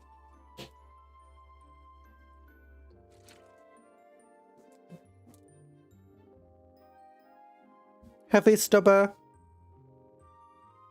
Heavy stubbers are deadly anti-infantry weapons with a lethally wide spread of fire. I love heavy stubbers. Xenospiomorphs. Claw, mutant alien claws can be used to tear the enemies of a cult's limb from limb. Cut knife. Cut knife. Biomorphs often carry strange alien weapons in addition to their mutations. Bioweapons. Leaders in the cult often have access to lethal alien bioweapons. So that's like weapons grown from Tyranids. But it's not part of a body. It's like a separate thing. That's cool. Just wait until the Genestealer cults get fleshball gun. Oh, that would be so cool. A fleshball gun that they can just pick up and shoot. Or like acid spewer guns. And Devourers! Oh, it'd be so cool to give cultists those types of guns. Neophyte hybrids wait for the blessed uprising when they will swarm out of their hiding places and overthrow foes who they see as their oppressors. Armed with deadly repurposed construction tools, they set upon their enemies with abject fury in numbers so large that they are almost impossible to resist. Okay, what if Genestealer cults got replaced with a new codex just called cults? And this new codex had 3 different types of cults you could build. Chaos cults, Genestealer cults, and then just cults. Normal ones. Actually, I don't think that would work very well. I do think it would be super cool just to have, you know, generic cult units though. That, you know, look more human. They don't look demonic. They don't look alien. They're just cultists. They're just humans. Pilgrim cults. Yeah. I mean, honestly, they could just be like hive gangs or whatever. They're just like anti-imperial.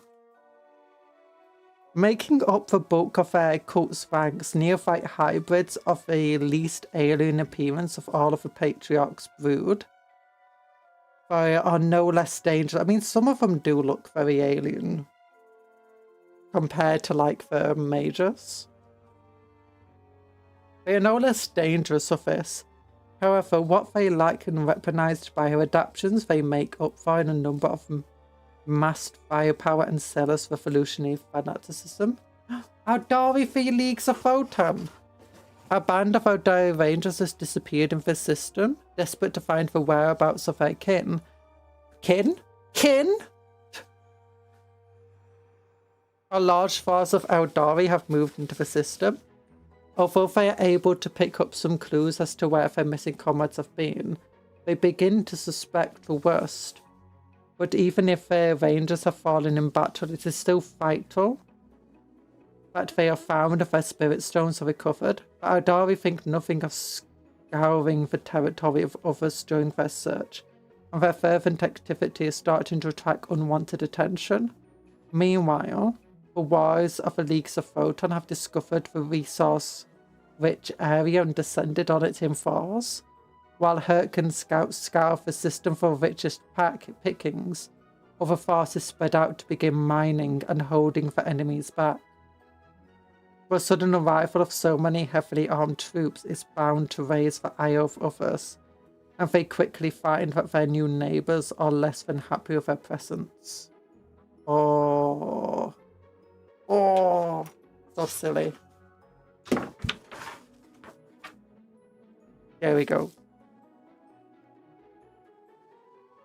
There you go. Oh, there's a tentacle face, dude. I think. Wait. That's a completely different kit. Okay. Okay, next. Oh, that's not the next one. The next one is more neophytes. Well, part 2 of the neophytes. Book. Sprue. More heads on this sprue? No. No. Last gun shotgun. Oh. Just a shotgun. Auto gun. Heavy stubber. Seismic cannon. Tiny bases. Oh. Some of the bases are bigger. I'm guessing that's for more... Oh, that must be for the heavy weapon dudes. Okay. I never knew that. 1, 2, 3, 4, 5, 6, 7, 8, 9, 10.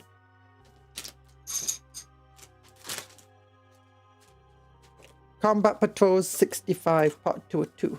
Neophyte Hybrids. How to paint your Neophyte Hybrids. Or Warzone Kalanath. Is that a Tau? That's a Tau. And so it has a sisters of battle. Look at it. Oh, it's so cool. The Kalanath Expanse is a fast zone in the Ultramar sector of the Imperium Nihilus. After the emergence of the Great Rift, it was cut off from the rest of the Imperium.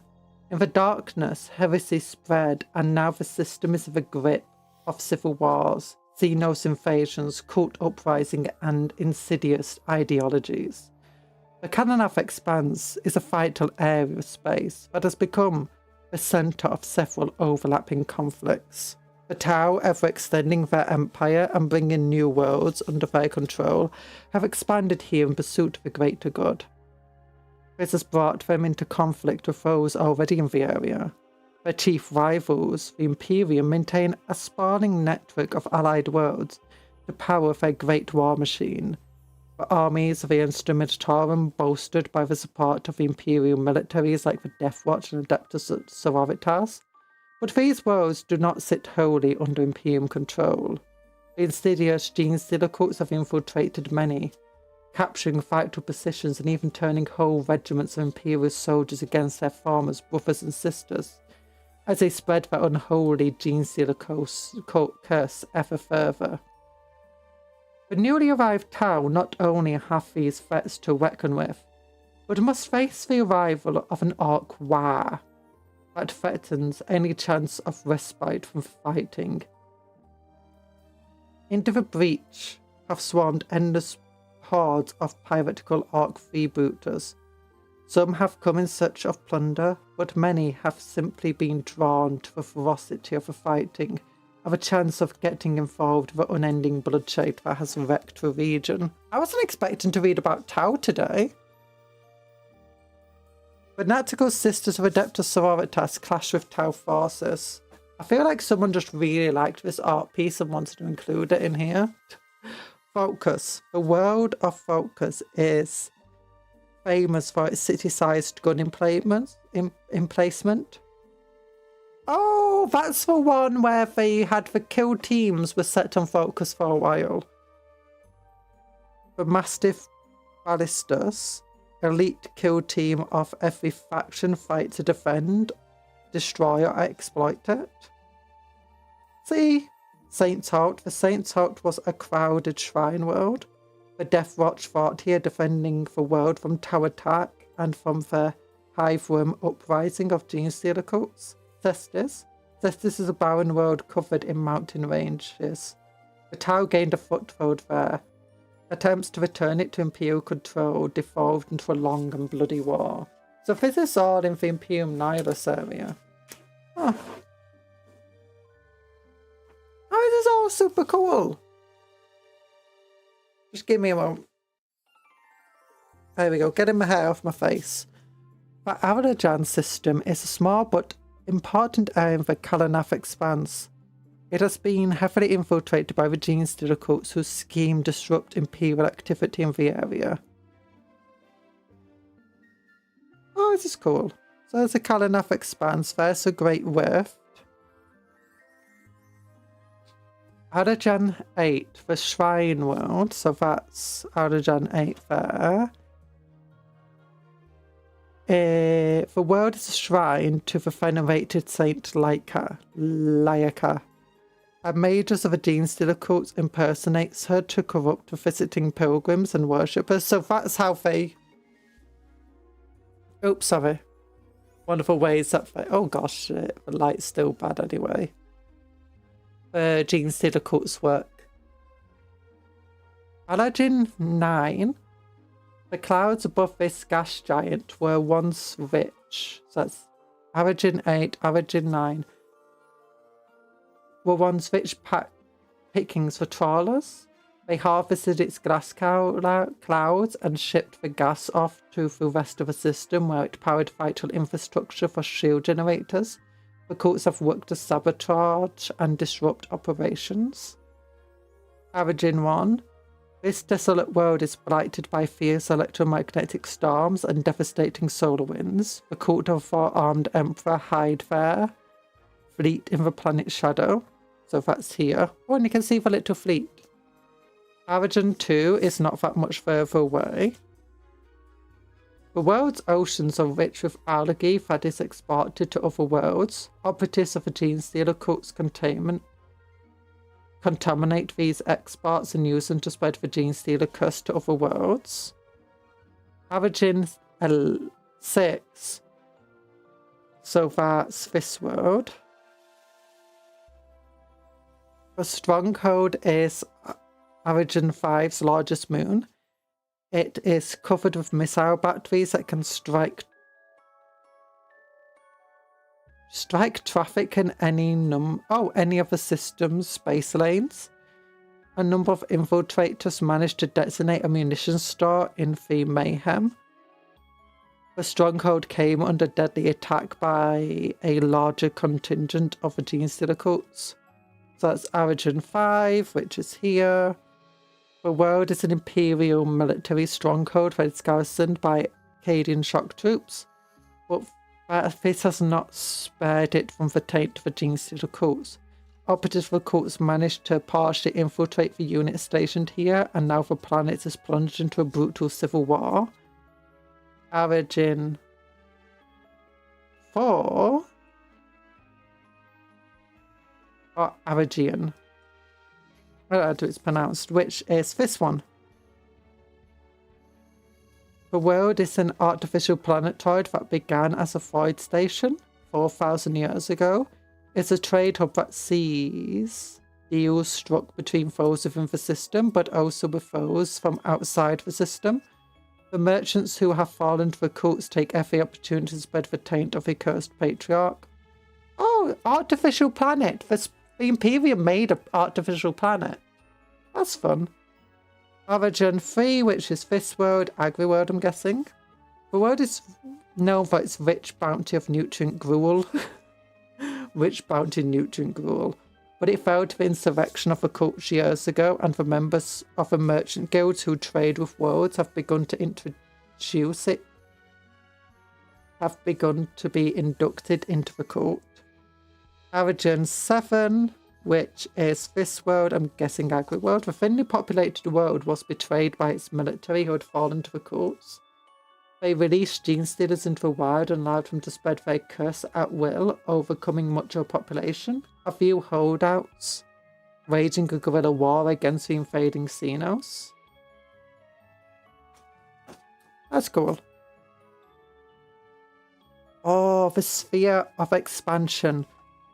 We're learning about Tau. This was like the one thing I wasn't expecting to learn about. I found a Necrons in these books because neither of them can be picked up in the books, in these magazines. The Tau extend their empire through a pattern of exploration, conquest and settlement. These cycles last a millennia and are known as spheres of expansion. The Kalanath expanse has seen action from troops of the 4th and 5th spheres. Ultimar Sectum, Hexos, 5th sphere expansion, Cardona, Saturn.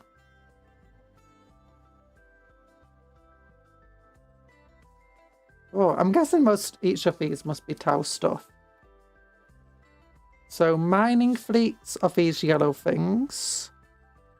Orbital cities of these blue things, and then fortress stations of the red ones. Starside Nexus.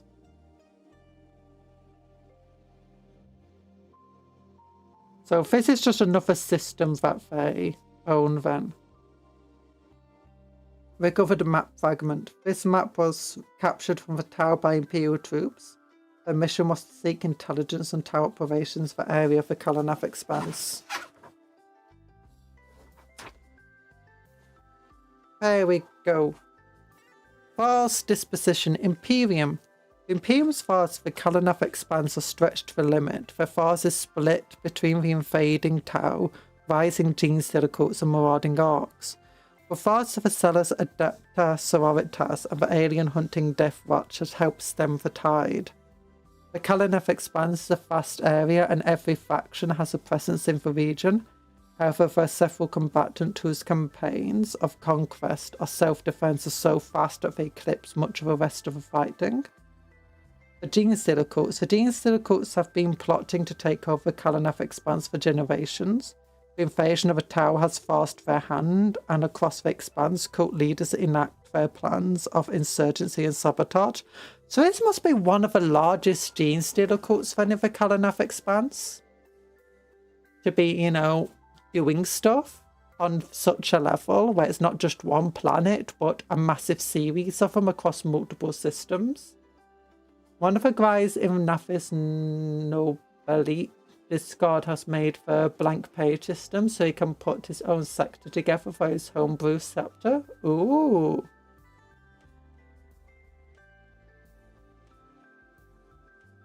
That's cool. Orcs. Oh, there's an orc killing Farsight Tower. The orcs have drawn to conflict like moss to a flame. The endless warfare for Kalanath Expanse has proven particularly enticing for the marauding bands of orc freebooters who flock to the Expanse to indulge in their favourite activities of looting, brawling and killing. The expansionist Tau have moved into the Kalanath Expanse and found themselves immediately beset on all sides.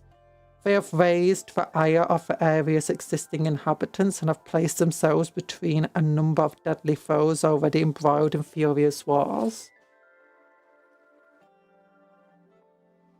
Man made a chapter and made a whole sector for them to die in. That's the kind of homebrew I live for. Yeah!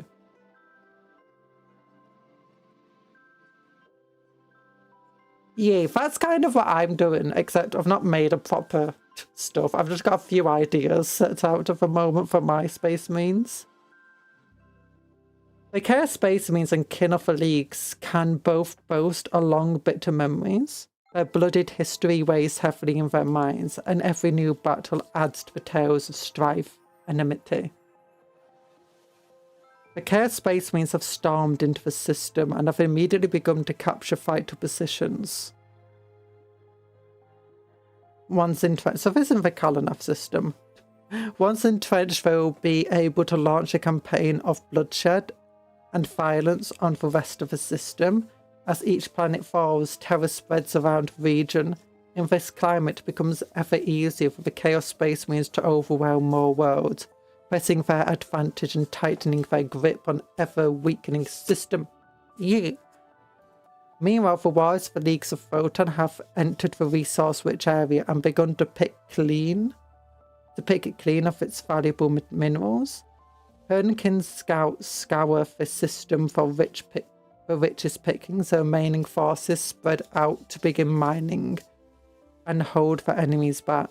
But other combatants of the region are unlikely to tolerate the arrival of a bunch of heavily armed and aggressive opportunistic newcomers in this climate. War and conflict are inevitable. So they're just wanting to kill one another. Oh, then there's another for Orcs versus Leagues of Photon. Oh, I like the scenario ones. It's fun to read them. A clamour of a ramshackle orc weaponry cut through the silence and took the Magus mind. Took the Magus and her cohort neophyte hybrids by surprise. Take cover, their Magus hissed, startling her followers out of their indecision and sending them scrambling to hide in their surrounding terrain. Inwardly, she cursed. This new threat had to be dealt with quickly. With a blunt instruction, she commanded half of her cultist followers to open fire on the orcs, hoping to draw their attention. The brutes seemed utterly delighted to have a decent fight to their hands, and gleefully responded with a salvo of their own. Under the cover of gunfire, the Magus and her remaining followers repositioned. The cultists knew this distraction well, and picked their way through the urban sprawl carefully and quietly. With the elements of surprise on their side, they would overpower these interlopers. Once they were in position, they had their weapons close and awaited the Magus's word. After a hasty prayer to the star children, she gave the orders attack. Oh, yeah. Look at those orcs. It's fun. Ooh, more hybrids are coming next time. More hybrids are coming next time. But we got another thing to open. More plastic waste. There we go. Another combat potato. I like him, he's two-headed. Talk about two-faced. Then we've got only one spoof of these dudes.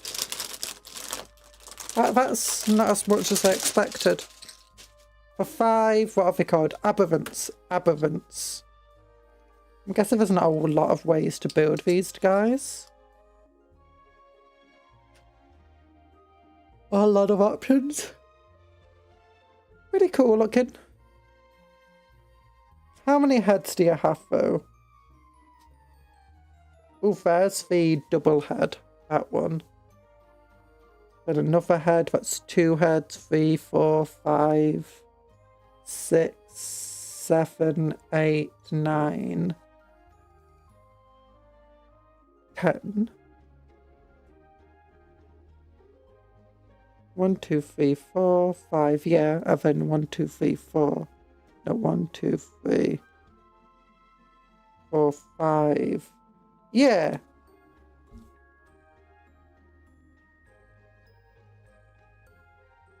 Oh, there's the 11th one. Nice, there's quite a lot of heads there.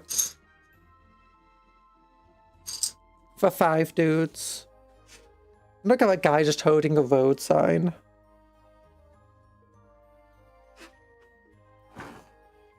And obviously you got your how to build. More how to paints. Oh, the paint of the arms blue. Oh, they are blue here as well. Oh. Interesting. Insidious infiltrators. Oh, is that a... What? It kind of looks like a lemon rust. Kind of looks like a chimera. It's hard to tell what that is. No big hammer lady phone. I mean, how do you know it's not a big hammer lady? It's so mutated, you can't tell. Rude brothers mount a counter-attack against their former comrades. They look like zombies, don't they? Oh, and look at that one. That's like a hellhound. That's a really cool drawing, actually. I wonder if... Oh, is it? It kind of looks like they actually took the model and, like, then drew around the model. Like, drew over it and then drew these things into it. You know?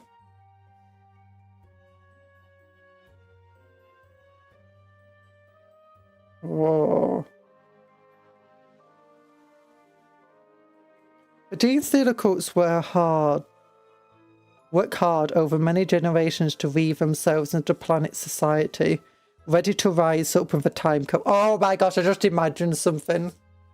Imagine the Genestealer cult infects someone, like with a curse, who's so incredibly lazy, it reverberates with a psychic connection they all have, and turns the entire cult into an incredibly lazy cult. Like, they just can't be, but it's like, oh, I can't be bothered working hard. Oh no, I'm just gonna go home.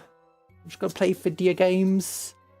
I would actually, but I can't be bothered. Just gonna lie in bed. Can't be bothered moving. And the entire cult just gets in, like the patriarch just starts going, oh, I'm bored, I'm tired, I'm just gonna sleep. Tyranid High Fleet comes along expecting the cult to, you know, to go full insurrection mode, and the cults are like, yeah, whatever. Somehow wins. Wait, Tyranid High Fleet gets into hive mind range, and the laziness is just so great it infects the hive mind of the High Fleet. The entire fleet just kind of drops onto a planet and just stops. Oh, that would just be so stupid.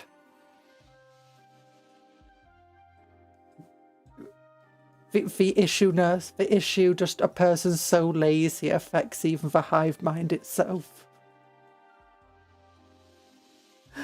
That would be me. That would be me if I got hit by a Genestealer cult. Just be like, oh, can't be bothered. You want me to go outside?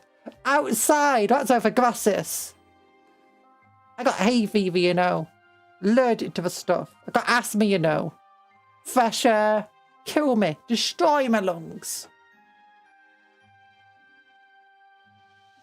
The cults have as many devious tactics as there are worlds in the Imperium, but certain methods of infiltration and subterfuge are shared by nearly all of them. Oh gosh. Tyranids tried, you know, adding me to the collective gene pool. Tyranids start to experience really bad tummy aches. They go from the all-consuming hive to, I can't eat onions. I can't eat. This planet contains onions and garlic. I can't eat that. Oh, it'd be so bad. The operatives, I know that's not how Genestealers and Tyranids work, but it'd just be so hilarious. I could imagine, you know, there being a little tongue-in-cheek story about that. The operatives of the Genestealer cults operate on many Imperial words, silently spreading the Genestealer curse and embedding themselves throughout society. Imperial censorship means that few around them will truly awake to the threat of infiltration, and many Genestealer infestations take hold and spread with the help of the ignorance of those around them. Genestealer cults often begin by infiltrating the lowest echelons of society, insinuating themselves into criminal gangs, mining operations, or clans of lowly labourers. These groups usually operate largely unnoticed by those higher in society, as in an environment where deaths and disappearances are so common as to draw little or no attention. Nonetheless, these groups often have access to dangerous substances and tools that can be put to use in the uprising, like road signs. Nothing more dangerous than a road sign. Also, I like how Dino has got that weird deal for hole punch is just above the hammer, and it kind of makes it look like it's got one of those weird video game weapons where when you swing it, it starts like... No, his hammer swing's buffering. It's got like an orb on it. Genestealer cults often begin... Once the Genestealer cults have set up a presence of a word, they turn their attentions to other organisations. Hello, Night Parade! We're reading about the Genestealer cults. We're on the last magazine. We've worked at, we spent a lot of time yapping. We're finally here. How was your day been? Big love thoughts to you. And everybody, don't forget to like the stream as well. Like the military Force Vesta Militarum, luckily, for the cults, censorship is still rife there, and even senior military officers are often unaware of the cult's existence, allowing them to gain a foothold with ease.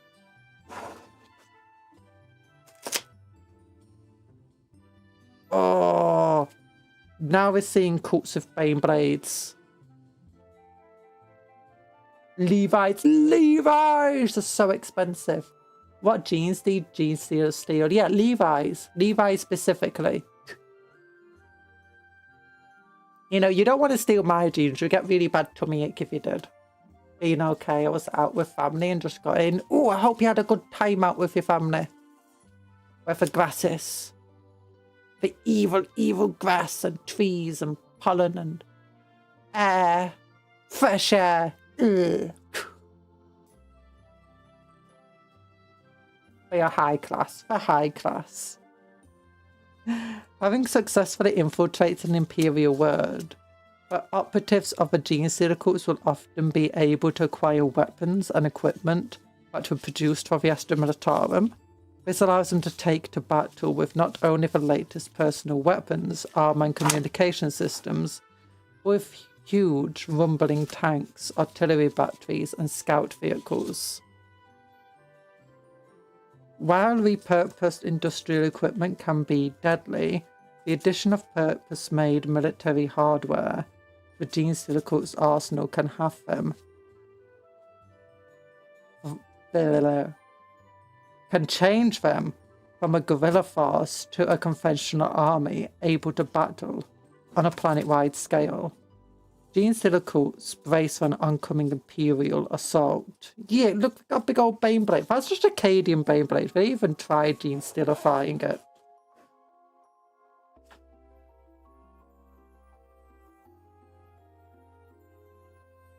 Wait.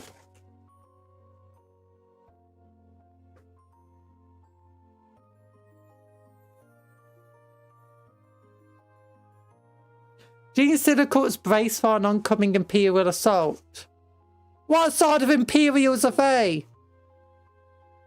They're jackals. They're World Eater jackals.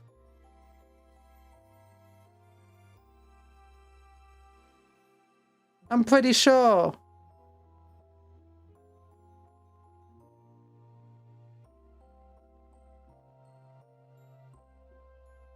I'm not crazy, Emma. If those are World Eater jackals, they're not Imperials. I thought they were Garmongers at first, but no, they're jackals. Yo! Yo, yo, yo, yo. You had one job. Quality assurance. Infestation. Human brood brothers often find it easier to be recruited or conscripted into the Astra Militarum. There they will take advantage of a widespread ignorance of the Xenos threat to spread the corruption within their regiment. They can use this foothold to divert arms and equipment or even raise a formidable fighting force to turn against their unwitting comrades. So what I do like about some of the more recent lore, I say some of the more recent, what I do like about some of the lore for in the last few years, maybe last decade even, of the Imperium is how they've gone to focus on the Imperium is its own worst enemy. All of its censorship, all of its hatred, all of this stuff. It's not helping them. It's actively making it harder for them to fight the threats that they're meant to be fighting against. All of the reasons for them to do this is more or less excuses and just not knowing better. And as a result, it results in just things getting worse for them. I do like that because it's just a way of, you know, people saying, well, the Imperium has to be, you know, evil because it works. It's like, no, it doesn't work. It doesn't work. There's lots of evidence of it not working. And they're making it a lot more, they're making it a lot less subtle that it doesn't work. Suffering from success. They're not suffering from success. Like, even the demons find it easy to influence people because, you know, it's easy to influence someone who isn't aware that demons are a significant threat to their life and haven't been properly educated on how to deal with demons. Like, even the Tau at first, when they first came across demons and they didn't think they were real at first, even though they couldn't really be infected by them, you know, in the same way that humans could be, it was still a nasty threat to them that they weren't at all prepared for. But since recognizing it, they teach the people how to prepare for them. They teach, you know, their auxiliaries how to fight it and how to resist it. And, like, they've developed technologies to beat it and stuff. The Imperium is just, if we pretend it doesn't exist, it can't hurt us. Which kind of works when chaos is so incredibly weak that pretending it doesn't exist is pretty much admitting it doesn't exist and it doesn't feed chaos anymore. But when the chaos is already strong, pretending it doesn't exist doesn't work anymore. because it doesn't need your acknowledgement of its existence to fight it, to still hurt you.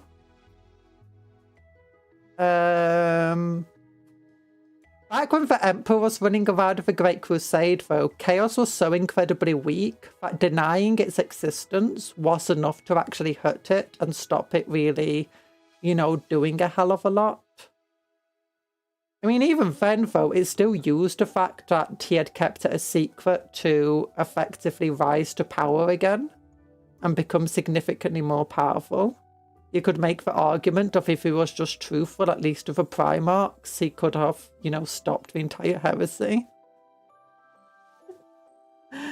But, no. But I do find that fun. Because that's meant to be the entire thing. The Imperium is its own worst enemy. All of these evil and terrible things it does, the horrible truth to it is 99% of the time it's not actually helping. It's only hampering them even more.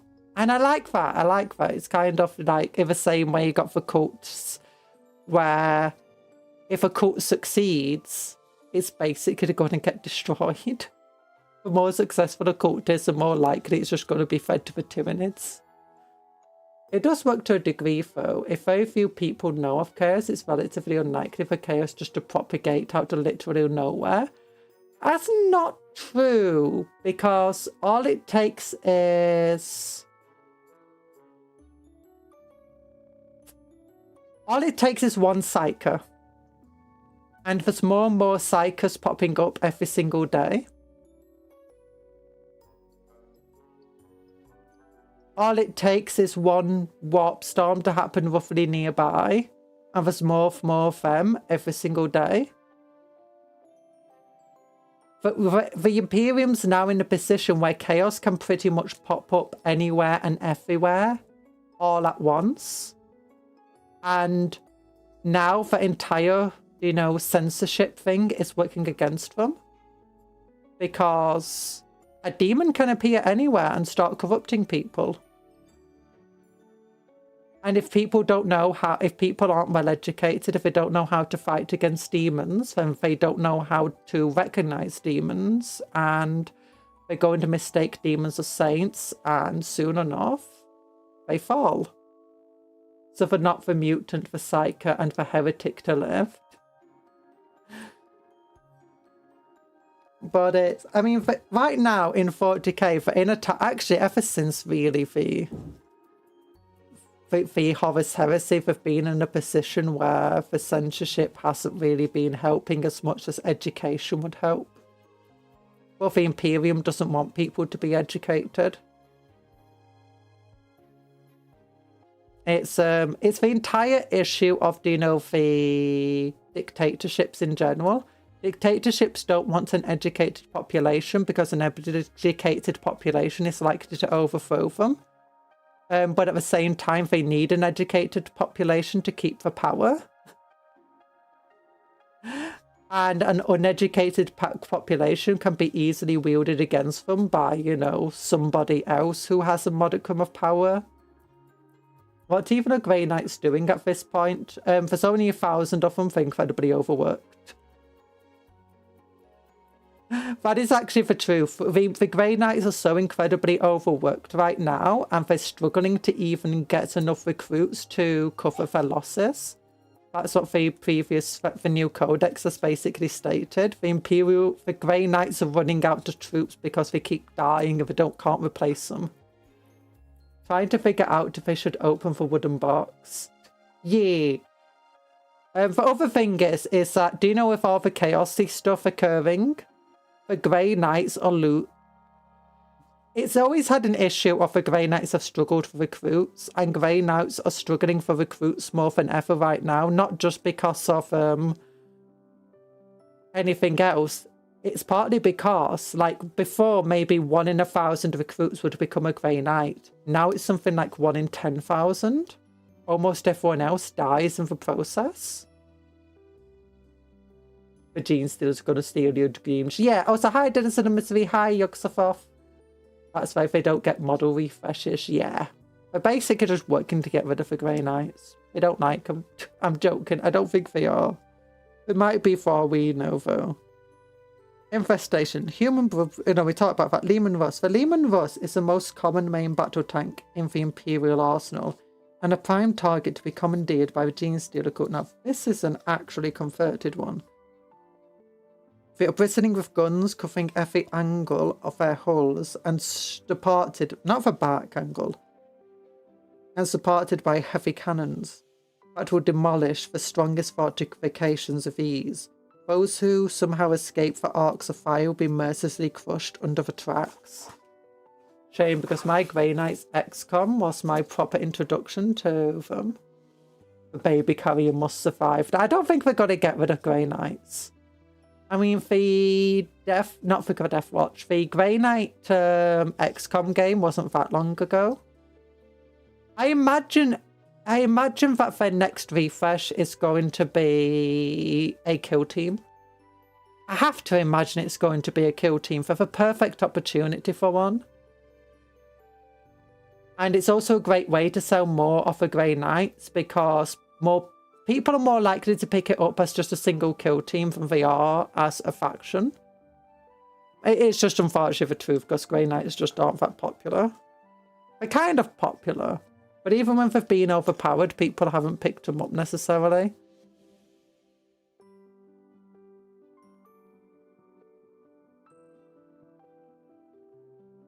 The artillery is a vital asset in the armies of many factions that can be used to break enemy lines, deny routes of advancement, or destroy buildings and vehicles. While some artillery is designed around raw power, other pieces are intended for rapid deployment and easy movement, even during the heat of battle. Considering GW, I'm surprised there aren't Primaris Grey Knights. I think they wanted to keep Grey Knights separate from Space Marines. And focus more on that separation. The thing at the moment is, Grey Knights don't feel as separated from when I was playing. Because back when I was playing, very few Imperial vehicles could be used with the Grey Knights at all. Like, you'd very rarely even see the vehicles that could be used. But there was also a thing where they were considered maybe not even Space Marines. Like, I think the main two things were either they used the Emperor's own gene seed, or they were like the two theories, or they just weren't Space Marines. There's something similar to the Custodes, and many people thought they might be on the same power level as Custodes. I think arguably they still kind of are, arguably. But ever since the Custodes have come out and been a proper, definitely separate from the normal Space Marines, the Grey Knights have felt more like normal Space Marines. So I feel like they purposely might try to keep them as non-Primaris, but probably will still scale up the models. I'm imagining that hopefully in 11th edition they get to refresh and they fix their recruitment problems by doing something. Probably not Primarising, but doing something else. I think they don't pick up Grey Knights this ed because the removal of the Psychic phase and no new fancy models. Back even when the Grey Knights got their massive refresh, one of the things about it is it didn't sell very well. And they were really powerful at the time, but it didn't sell well enough. It's one of the reasons why they've not gotten a refresh of very many new models since then. It's a bit like Dark Eldar. I think they'd sold worse than Dark Eldar, I'm not sure. But it's in that time period where Games Workshop was suddenly really struggling for money. The Hobbit didn't sell anywhere near as well as expected. They barely made... pretty much almost destroyed them. Space Marines were selling really well, but not Grey Knights. They'd released a bunch of Rangers that they put a lot of effort into, but they weren't exactly profiting from quickly enough. Because Games Workshop for a long time kind of had this way of... models didn't get refreshed for years, and it was very unlikely models would get refreshed, because what would happen is they'd basically invest into a new set of models for one faction, those models would come out. They would sell relatively well, but they probably wouldn't make up the money that it costs to build them right away, and instead they have to wait a few years to make up that money. Sometimes they just wouldn't. Like, it would take some things like Space Marines, it would take like a couple of months. Other things would take maybe a year or two. Or you end up getting this thing of like things like Grey Knights and Dark Held are just sold so poorly that in a time period where they're already kind of struggling for money, that initial kind of refund on their purchase just wasn't there. Like other factions like Guardsmen and Space Wolves and stuff did. Now they don't have that issue. Now even the least popular models are generally covering the costs. It's all about trying to maximize the profits instead. Like they'll cover the cost pretty quickly. I think they're afraid of refreshing the... It's the same with like the Dark Eldar, I think, to some extent, but especially with Grey Knights, is they're afraid of refreshing them because I think of how poorly the sales originally went all those years ago. Grey Knights 3000 Suns, back when the Psychic phase was a thing, was a wild time. I cast, deny, I cast, I deny, I cast, I deny. Yeah. They are Emperor's Gene Seed. They are just... That's their shtick. I don't think they are confirmed to be... Are they confirmed to be the Emperor's Gene Seed? I thought there's like thoughts that they might be Magnus Gene Seed. Whereas Custodies are handcrafted warriors, Grey Knights are produced via the same process as Marines. Just they are all Psychers. Yeah, I know they are possessed by the exact same process as Marines. Back then, though, it wasn't confirmed fully. I don't think that they were exactly the same as Space Marines. That was basically when everything was written more like myth rather than as fact. So everything was kind of just legend and half-truths. You didn't know what was true and what wasn't. Artillery is a vital asset in the armies of many factions. What can be used to break lines, deny routes of advancement, or destroy buildings of vehicles. While some artillery is designed around raw power and pieces are intended for rapid deployment and easy movement, even during the heat of battle. Oh, other pieces are intended for rapid deployment. They are Marines plus. Yeah. On the battlefield of far future, the ground quakes to arithmetic thud of artillery shells exploding. Great batteries of cannons and guns let rip endless salvos of shells at enemy positions. Troops take cover, diving to the ground with desperate hope that they can avoid the lethal shrapnel. Overhead, the sky is lit bright by the burning of rocket propellant as death falls from the sky, destroying troops, vehicles and buildings alike.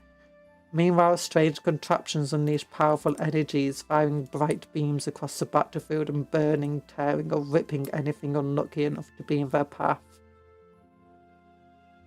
Heavy bombardment! Giant war machines can provide long-term heavy bombardment to wear down opposing troops. They can also easily destroy enemy vehicles and buildings. Some are even able to move, adding an ability threat to their already formidable presence of a battlefield. Yeah. Ooh. It's the thing for mech guns. Artillery team. Oh. We've got one of those pictures in here. I wasn't expecting to see one of the newer artillery things in here. Disruption. While many strange technologies of a far future and enterprising field engineers have found that many can be put to destructive uses, some large war machines use madcap technologies or take an unusual approach to doing damage at a distance.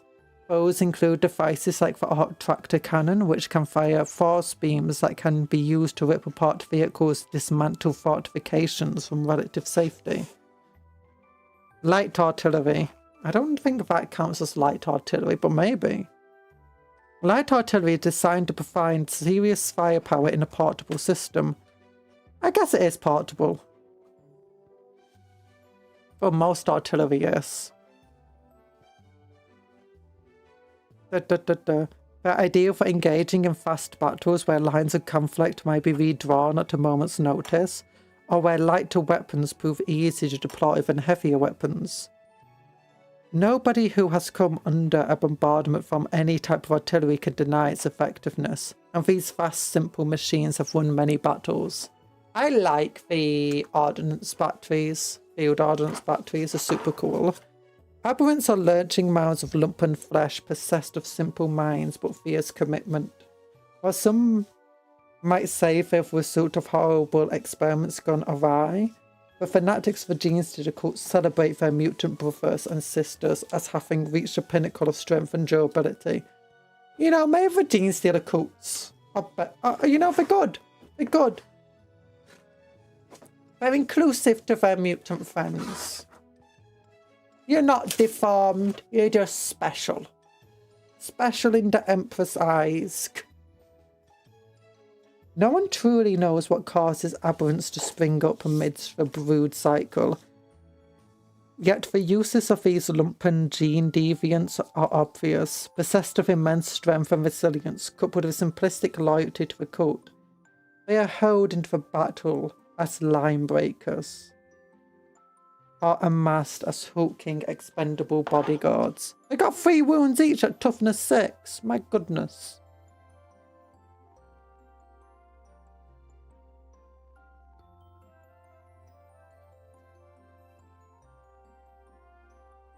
It doesn't want to focus on this. The Grey Knight's Magnus connection could be explained with the first Grand Master having a good shard of Magnus implanted within him. Oh. Quad gun, I think they called it. It's a foot gun. It's like a 75mm, I think. Yeah. I like the bombards, though. You know, just the siege gun and the bombard gun. Just big old guns. When the time came for the uprising, it took the planet completely by surprise. Unprepared planetary defense troops were swiftly overwhelmed and killed. Their equipment and pilfered to further the cause of a glorious revolution.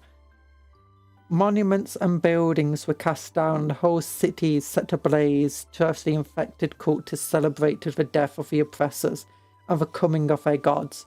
You know, Games Workshop has been focused a lot on, you know, revolution, whether it be the Grot Revolution, the Genestealer Revolution. Like, the Genestealers went from popes, originally, the other Genestealer cults, went from popes and stuff to revolutionists against oppressors, and you got the Grots doing the same stuff. I think Games Workshop's trying to tell us something. Revolution! Been trying out Phoenix Point and XCOM like, and they had good guy Genestealers. What? Impossible. I think if you put the character in the aberrant unit, they get -1 to be wounded. My goodness. That is a tough... I mean, they've only got 5+ save and it doesn't show any abilities here. I can't remember what the actual rules of them are. Did in 40k? Because often these combat patrol data sheets aren't representative of the real rules.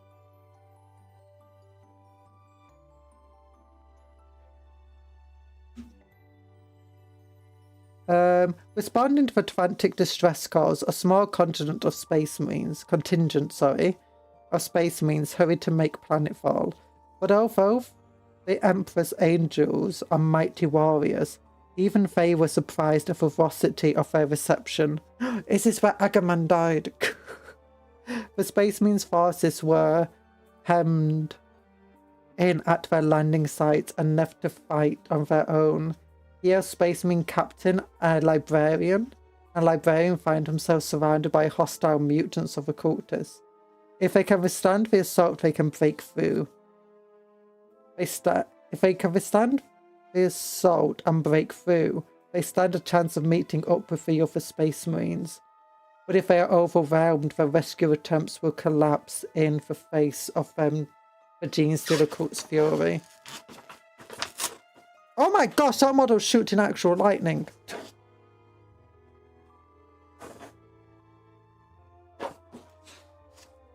I mean, When they say as librarian and a captain, they mean a captain in Terminator armor and a librarian in Terminator armor. So you can never wound it on a 2+. Makes sense. For some reason, it just really does not like focusing today, does it? But there we go. We read the books. Read the books. Do we want to build some aberrants of the last few minutes we've got?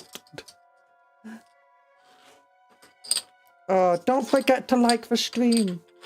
Well, that was interesting. We got some good lore in.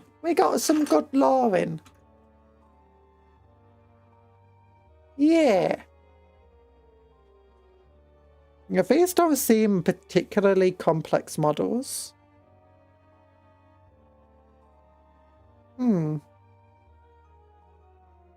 These ones have chains around the neck, which makes it look like they weren't treated very nicely by the cults.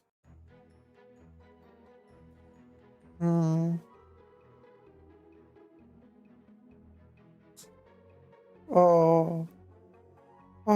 I thought they were meant to be treated. Why do they got chains around the neck? I thought the enemy was the oppressors, not you guys.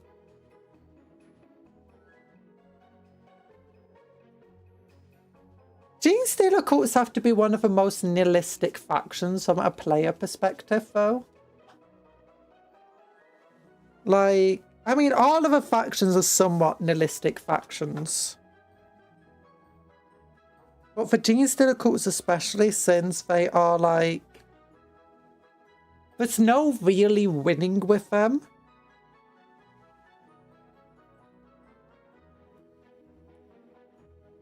Like, you either win and get absorbed by the Tyranids, or you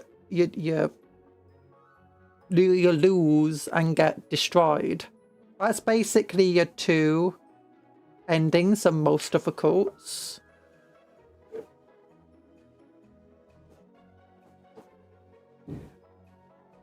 I think it's just the most openly and obviously nihilistic. I think all of them are to some extent. Chains could be a symbol of their oppression or just a fashion statement. Could be. Let me just take a drink. There we go.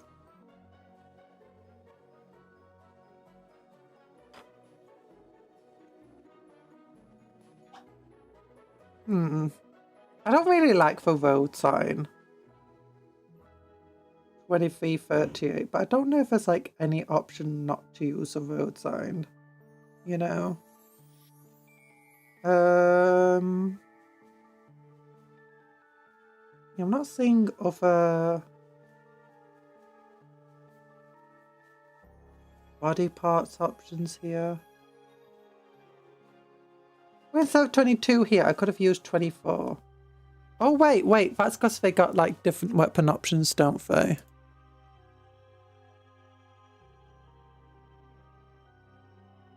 Let me get my new recruit list open. Pre-order now! Oh yeah, all of these guys are out already. This is like, I think, probably already sold out. Oh no, it's not sold out. Available while stocks last, but it's still available. Nice. What about this one? This one's sold out for special edition. Oh, Space Marine heads. The 2-mode terrain is here. How expensive is it? Available while stocks last. Oh. 500 Worlds Battalion Necrons. Is that also available while stocks last? Yeah, sold out on 9. Not too surprised about... Oh, I never even knew they had the destroy... Oh, if I kind of follow the see-through. It's with strength of last cannon. No, if they all get unified big hammer. Big hammer lady gets a different stat line. Oh.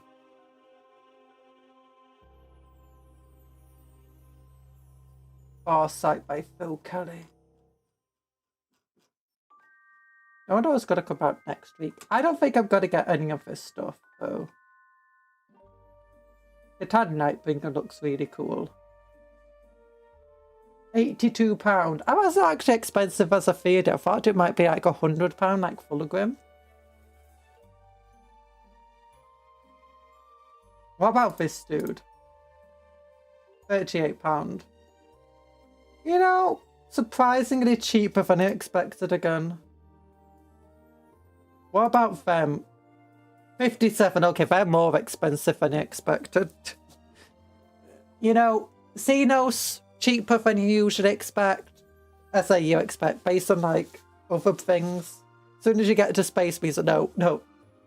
6, 7 models. Oh. 57. Like, we could have easily sold that for 40 quid. We don't even have like weapon options and stuff. Like, he's a huge model, so that's why I kind of expected him to cost a lot. I expected him to cost like a Dreadnought price, so like £40, £50. Because what size base is he on? 80mm round base. Yes, that's a Dreadnought size base. Compare it to Armies of Chaos. Chaos Space means much older model over here. Usually Big Hammer Lady is so mean. Gives the Aberrants fight on death on a 4-up and she gets to stand up on death on a 2-up. Oh my gosh. Big Hammer Lady. Wait, where's the Hellbrute? I probably missed it in here. I mean, I should... Oh, there it is. Yeah, this is £40 and it's an older model. And it's on a 60mm base, so this is smaller than that dude. That's why I expected him to be like 45 quid or maybe 50. And he looks like Fulgrim size. But you know, Necrons are often a bit cheaper than other factions in general. Oh yeah, that's what I wanted to do. I wanted to check new recruit. So Big Hammer Lady. New recruit. Genestealer list. Genestealer list. Where are you? Combat Patrol. Magus, Patriarch, Primus. 10 Neophyte Hybrids, 10 Neophyte Hybrids. Aberrants. Hybrid Metamorphs. Pure Strain Genestealers. Atalan Jackals. Rockbinder. Yeah, they all have the exact same stuff. Who is Big Hammer Lady?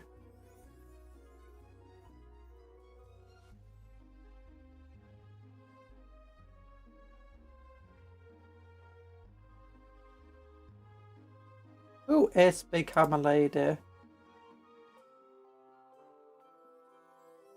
Warhammer 40k.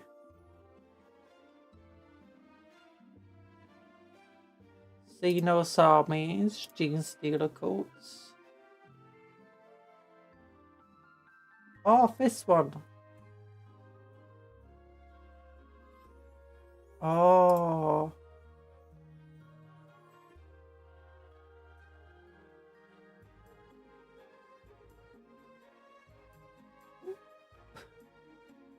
Wait, how come it's known as Big Hammer Lady?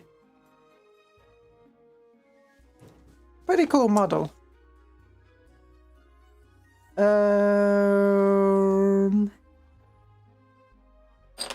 I could have gone for this body part, but you know, I'm gonna have to go for the other piece. Oh, piece 21 is its other foot. Lady with big hammer equals Big Hammer Lady. It's a lady. I never knew Genestealer cults had gender. There we go.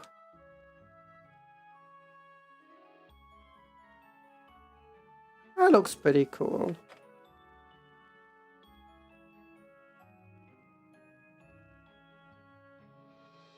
My throat hurts. Okay, and I'm guessing you go on like dish.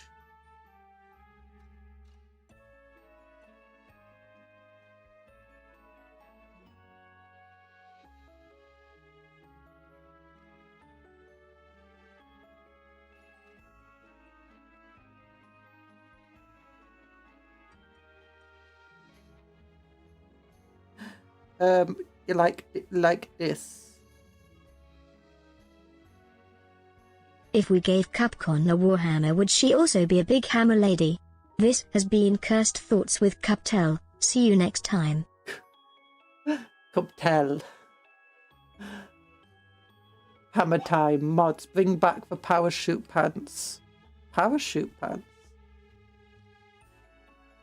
Isn't there a big hammer dude or somebody in Resident Evil? I know there's a big hat lady in Resident Evil, but she's a bit short, from what I've heard. I think this goes like that. This is very hard to stick on without glue.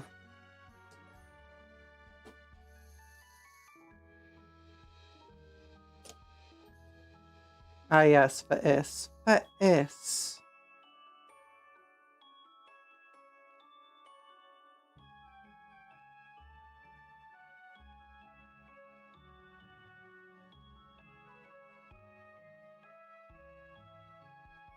Would Cupcake make stormcasts with her newfound big warhammer? Would she call them storm cups? Storm cups! I wouldn't make stormcasts suck.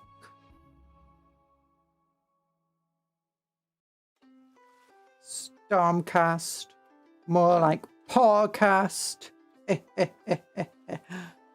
you think Stormcast like to podcast?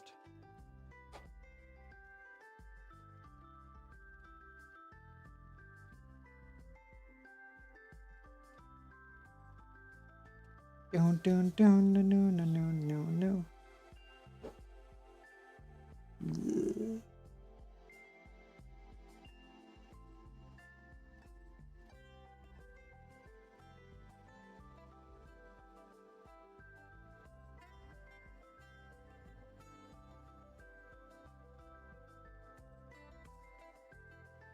Well, his head does not seem to fit here. I am sad. I am saddened and depressed by this information.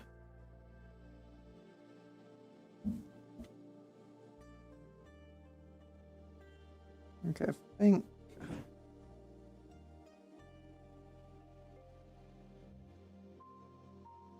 I'm missing a piece. 21, 22, 23, 24... 26, 28, 29... Do I have to go for a chained head dude here? I think I do. I want to go for a chained head.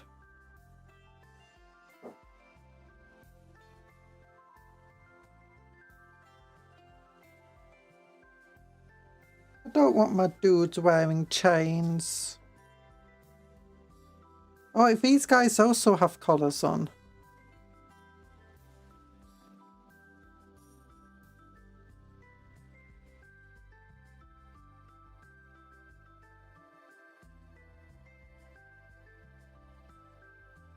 I feel like you're thinking of Silent Hill and the big cleaver dude, aka Pyramid Head. No, I wasn't thinking of that one. But I also don't know if our big hammer lads in Resident Evil. You're too young for power. I don't really know what a parachute pant. I've heard of parachute pants. I'm assuming they're big poofy pants. But I'm unsure.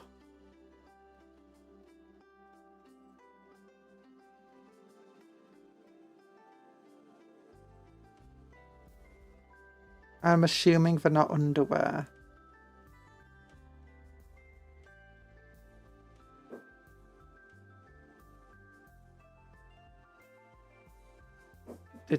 There was one dude in Resident Evil 7 who barefisted zombie crocodiles, zombies, and a boss main character needed every gun in the shed for. your nemesis be like? Stars. Stars. Okay, we got this dude. He's got his tongue Is the out. conjurer younger than me? Is the conjurer younger than me? I am younger than everybody. I was born just a second ago.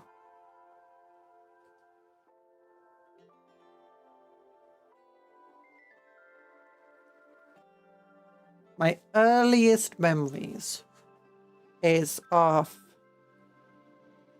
Oh no, there's a cool head. I just found it. That's the head I like.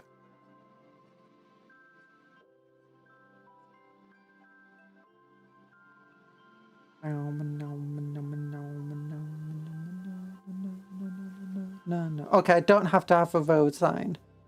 Good. Good. Not a fan of a road sign. I don't like the road sign. I don't want a road sign in my life.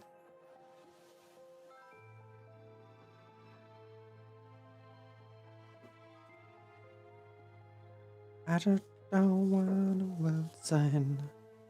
My earliest memory is of SpongeBob SquarePants going to Hoffman.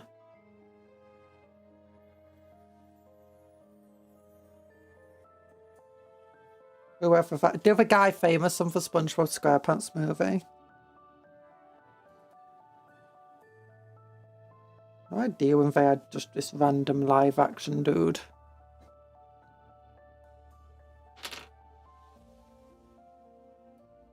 She's older than the universe, so yes, but also no. Look, the universe isn't that old when you really think about it. Humans, do you know the fallen empires that you see in things like Stellaris? Yeah, humans are that.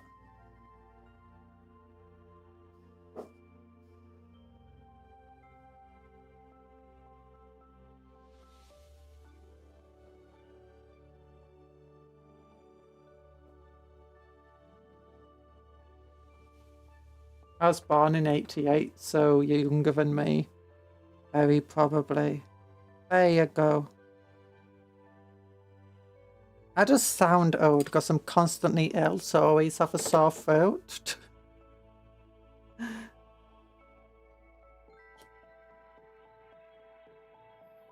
Cupcake is as old as the average cupcake in a bakery. And the same lifespan. She dies after every stream and the big cupcake bakes another. No, don't say it's true. It's true. No!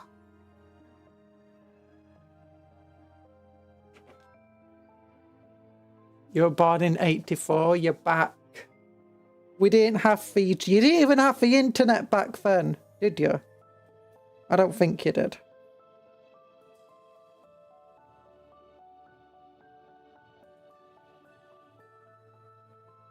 Like, internet? What's the internet's precious?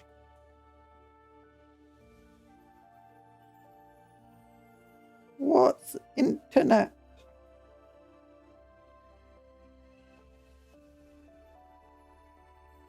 I like, what the heck's precious? It's, you know, I was doing a golem joke.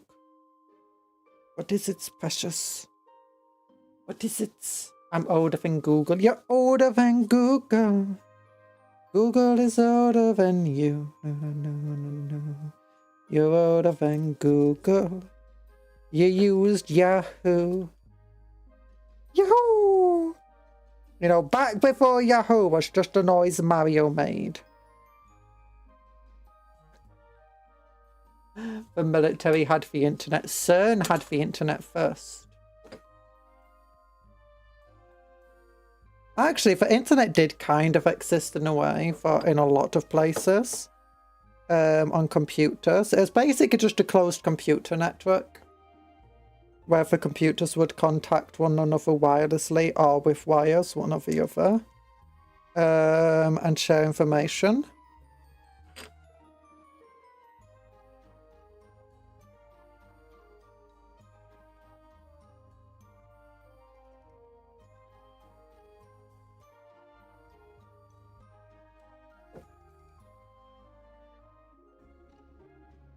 So you have listened to us.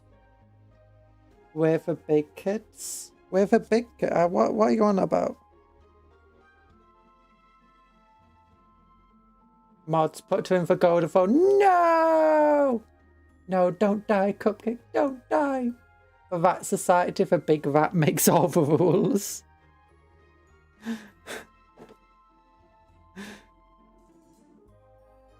Oh, that's so stupid. That video. The big rat fights the little rat. Because that's the rule of the big rats.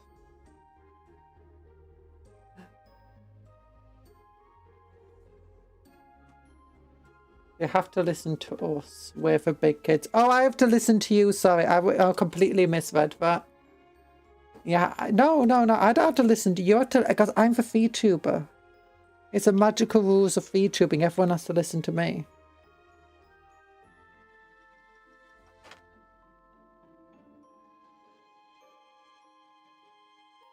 Unfortunately, no, I'm not 1.9 meters tall. I'm 1.95 meters tall, you silly Billy. Yes, silly Billy. 1.95. 1.95. Oh, no.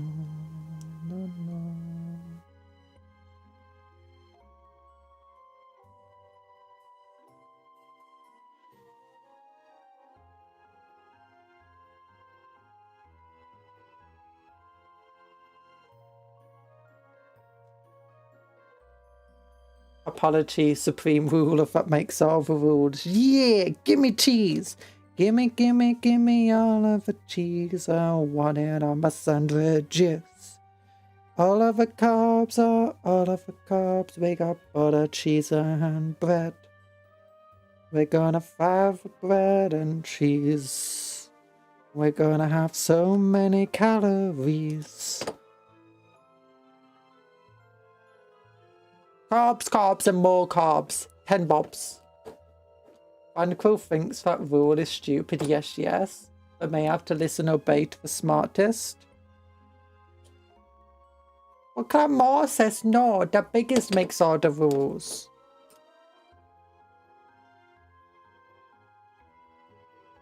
This is why I always make giants in CK3. Because they're the biggest and they make all the rules. You have returned. Give returned back. I have returned. And I have a story. I lost the leg of one of my Groot.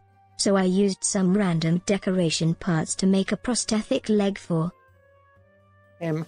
I have now given the law that he lost his leg. You know, that's just some proper good kit bashing right there, it is. Proper good kit bashing that is. 18, 19, 21, and 22, 21, and 22, 18, 19, 21, and 22. Sorry, I'm just reading these numbers on this brew. And for some reason it came out as a song. And now here's a sniper. You don't need a leg to be a sniper. Thankwell is the Horned Rat's silliest warrior, fighting his goofiest battles, and failing his way to a win every time. Yeah! He failed at every hurdle. He failed at every part.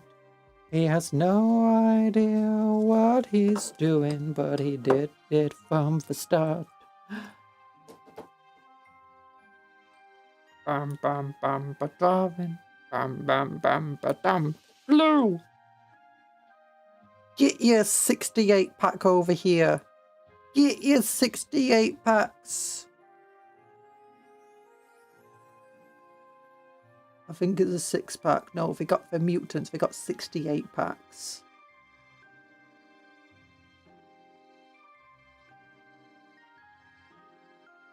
Ugh, there's a gap. It's not going in properly. It's not upside down.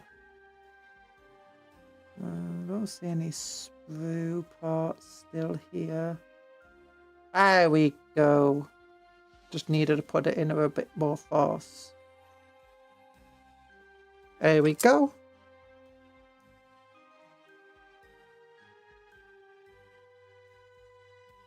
Okay, what about this piece? Can this piece go on it?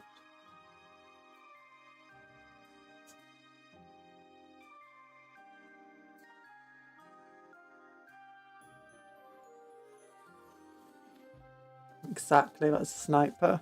It's on the same set. I didn't use, for example, cow pieces of a leg.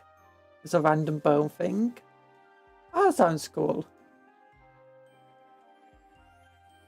Bro doesn't have a six-pack, he has a whole keg. Yeah! He has a keg. Actually, how big is this six-pack? 1, 2, 3, 4, 5, 6, 7, 8, 9. He has a 9-pack. Don't worry about it. Okay, does this bit actually attach? Oh, it does attach. He's got a skull. He's got a skull in his hand. He's got a skull in his hand. Okay, help me. I need a reposition prosthetic leg, but it's glued.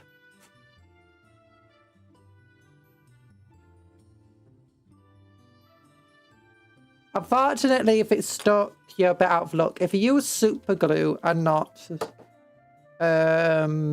plastic glue, you can probably break it off. You just have to be very careful. Maybe use a knife or something at the joint, at the seam where it connects. If you use plastic glue though, and it's already been a while, yeah, it's stuck there probably.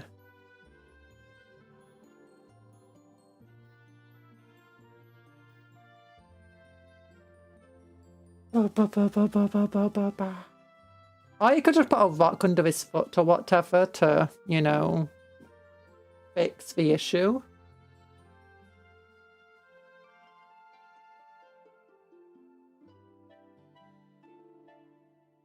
A proper dwarf has a keg belly, no pretentious elven six-pack.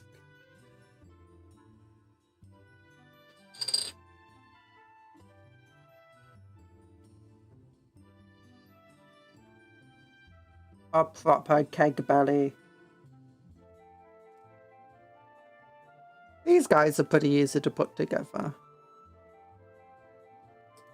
Don't know how expensive they are as models, so I don't know if they're normally worth it, but for $9.99 it would cost to buy the magazine. I'd say it's worth for these models and the magazine itself. I get it on a subscription, so it's nice. Cheap for me. There's definitely some times where you buy a £40 model or £30 or whatever, and it comes on just one sprue, and it's like, huh. That's not as many bits I expect. Let's compare these aberrants, though, to a Space Marine. So this guy's toughness 4 with 2 wounds. A question occurs. The pose of the triggered this thought. It's relevant, I swear. Do the trolls in Skyrim trigger your monkey fear? Not really. Trolls in Skyrim are fine. Sometimes they look a bit weird, but the movements aren't very monkey-like to me, or ape-like. And the faces are definitely weird. But the entire design of them is just... There's only a little bit of a resemblance to a gorilla, but it's only a little bit. Remind me more of bears in a way. You got it off. Yay! So yeah, this guy's toughness 6 with 3 wounds. This guy's toughness 4 with 2 wounds.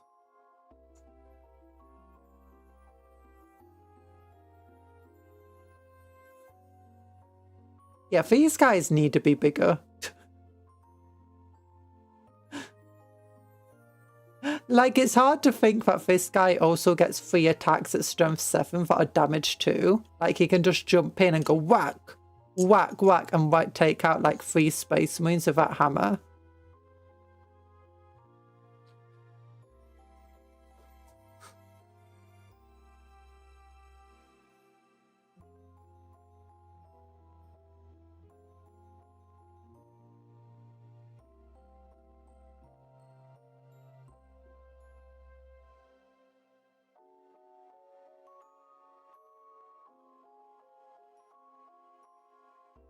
I was about to say hammer with a profile of an autocannon. Wait, is it damage free? I thought it was damage too.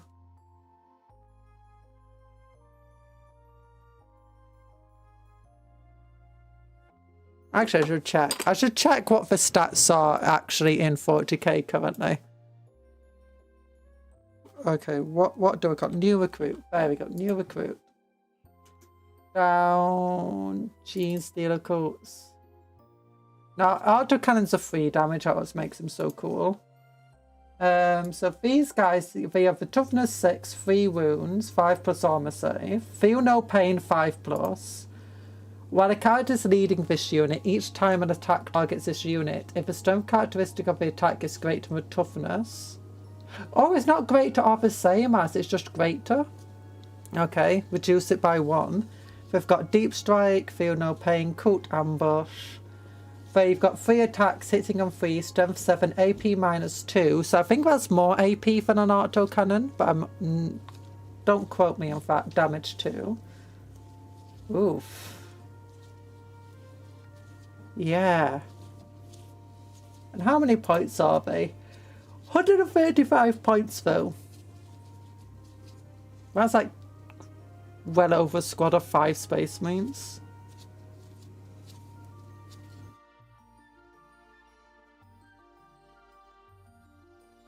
Metamorphs are toughness 4 with 1 wound. We can actually look at the autocannon. Oops. Like, if I go down to my Templar serve.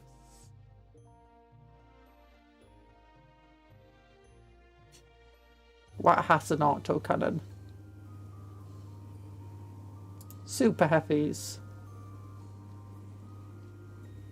Baneblade's got a coaxial autocannon that has 2 attacks, strength 9, AP. Yeah, autocannons are only AP -1, but for damage free. The coaxial one only gets 2 attacks.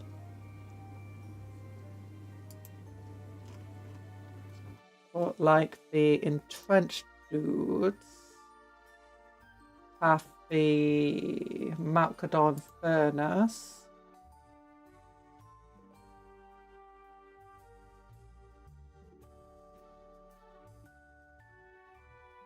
I also only 2 attacks. Okay, only 2 attacks.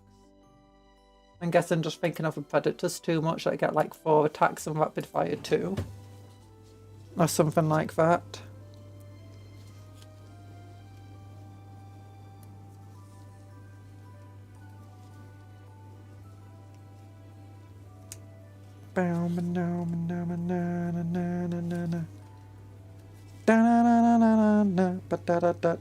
Tyrannid claws and scything talons, Tyrannid claws are good.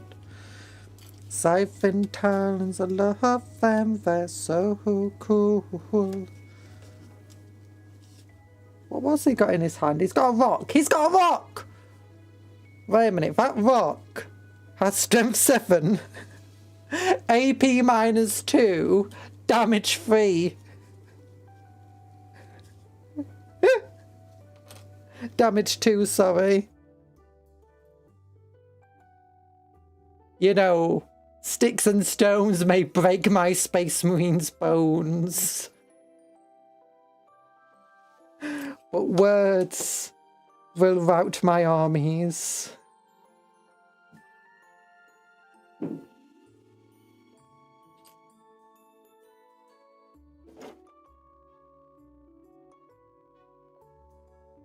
Sticks and stones may break my Space Marine's bones, but words will convert my armies to your cause. Wait, does this actually go here? Am I doing this wrong? No. No. It's the children who are wrong.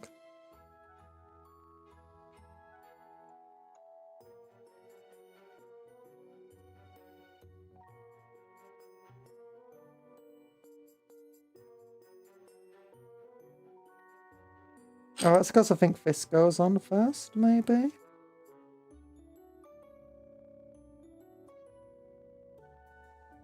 Like this goes under that flat part there. And yeah, I think that goes like, yeah, that goes like that. So there we go.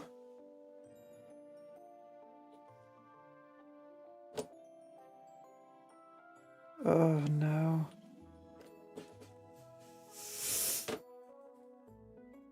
It's not just a strip. I mean, okay.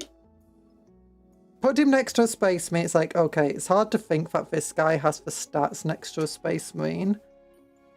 But at least it's like a giant industrial hammer. And it could be like, okay, maybe it's got like some, you know, it's like a power hammer. That could be a thing. Not quite a thunder hammer, but still.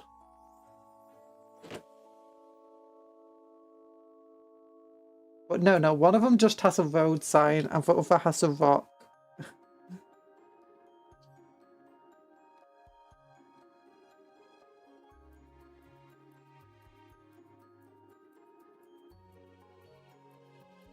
Yeah. Nah, just a signpost. Yeah.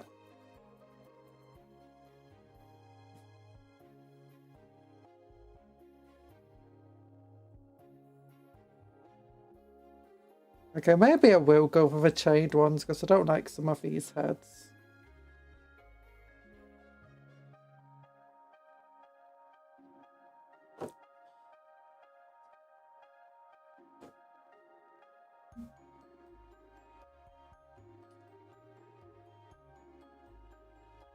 I feel like, to be honest, for their stat line, they need to be like the size of Ogrins.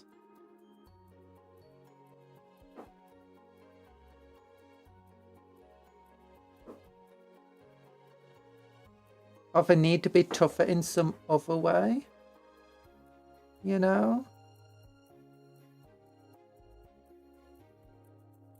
Like maybe it's all regens. Maybe if they've got poison rather than being strength 7.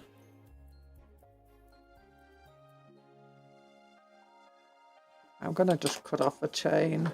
Cut the chains of the oppressor.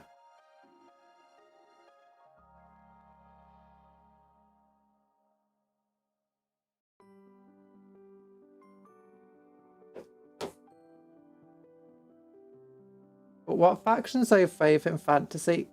Probably vampire counts and tomb kings, to be honest. I like orcs and goblins though.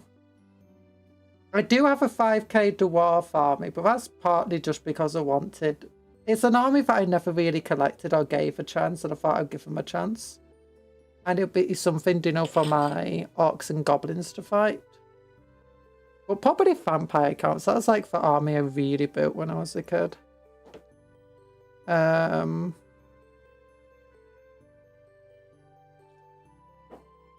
And I still like them today.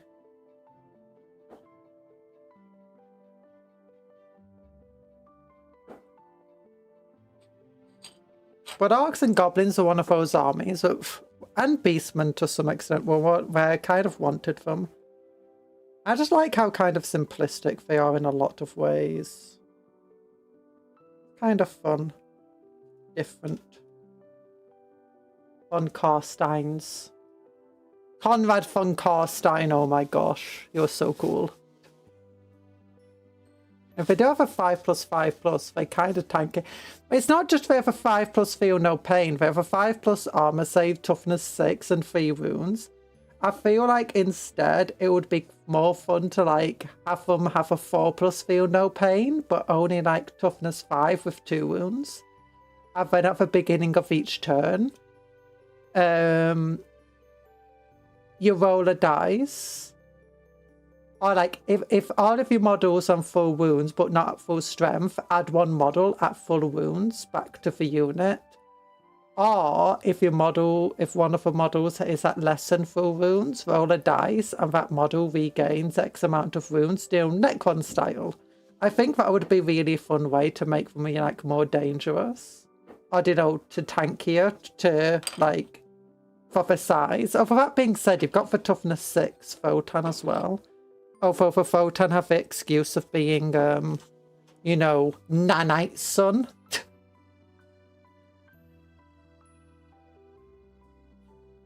They've got for nanite smem on the side, so...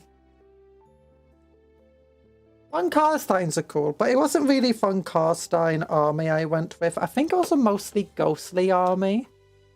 Like, I had, it was a Lamian army again, to some extent. It was a Strigoi Lamia army, really. Mixture of the two.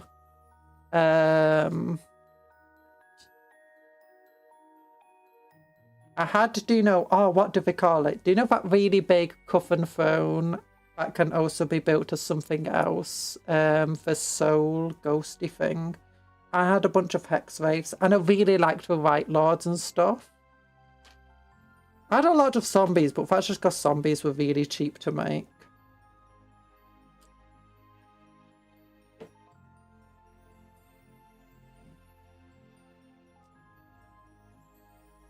I just had basically a lot of everything for the vampires. I just liked everything that they did. This one's definitely the leader that we're building now.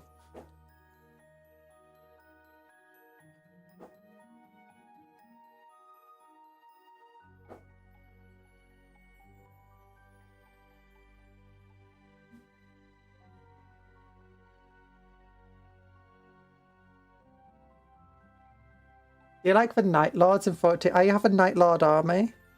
About 4,000 points is what I'm building to for them. I was very much, do you know, like, do I want to build night, because we got models, Chaos Space Marines with the Combat Patrol magazines.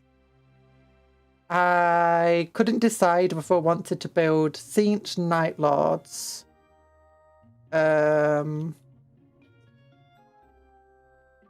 Nurgle, Slaanesh, or all sorts of stuff. I got really just indecisive and eventually just decided Night Lords, but for like fall into Chaos Night Lords. So for some normal Night Lords, for some Nurgle Night Lords, some Tzeentchian Night Lords, and some Slaaneshi Night Lords. And they're like...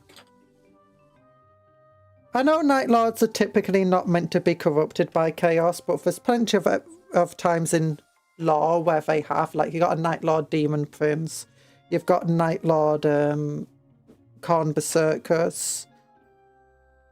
So these are ones that... It all started as basically a power game, where the Night Lord Sorcerer for this Chaos Lord was getting more and more powerful, and the Chaos Lord was kind of getting weaker with age. And eventually, it turned out the Sorcerer was communing with Demons of Tzeentch. So the Chaos Lord of a warband was like, you know what? I'm turning to Nurgle. Oh wait, he turned to the first herald that came to him when he did perform the rituals. And was like, give me power. Very much in the thing of, we're not falling to chaos, we're not corrupted by it, we're just using it.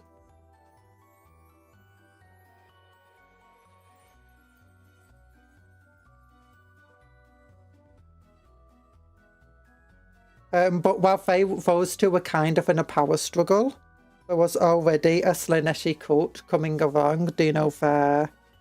Or what do they call them? Followers? Prisoners? They're interns. The interns that they used to recruit, do you know, more Space Marines already had a Slaaneshi cult forming, and some of their Space Marines were already, do you know, fallen to that cult. Like they were indoctrinating and bringing in neophytes who were already fallen to Slaanesh.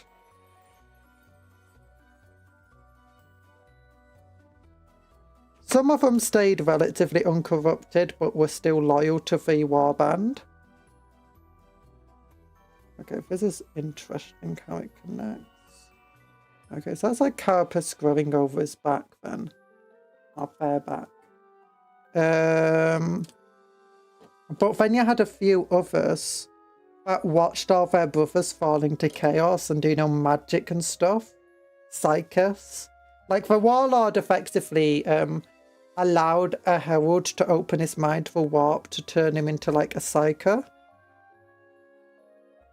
And the Herald tried possessing him, but he was just too strong-willed and basically consumed the demon trying to possess him.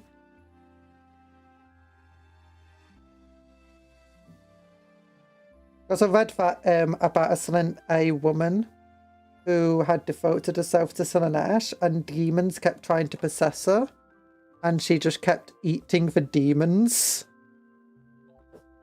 And she's now like one of the most powerful Slaaneshi demon princes. I thought, that's cool. Like, you think demons can't die, and then this woman just straight up eats the demons. It's like, oh my god, never mind, demons can die. Demons are not immune to death.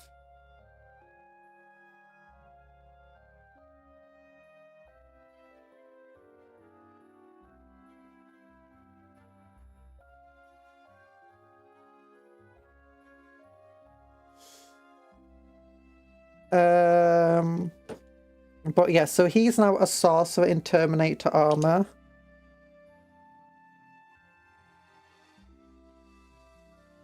Still not painted any of them. I need to magnetize the bases because I want to put them in a box. There we go, that head goes here. I'm putting them in a one of those boxes that have a magnet tray. Well, I've already put them in there, I just need to magnetize them so I can actually put them in the attic or something. Oh yeah, but some of them watched like all of their friends fall. And were like, yeah, I don't like the idea. And instead they basically turned to a World Eater warband and like betrayed their brothers and tried to kill them all. All the other Night Lords, and they failed. And now there's this big feud between these World Eaters that have a bunch of Night Lords in them that were once part of this warband and my Night Lord warband.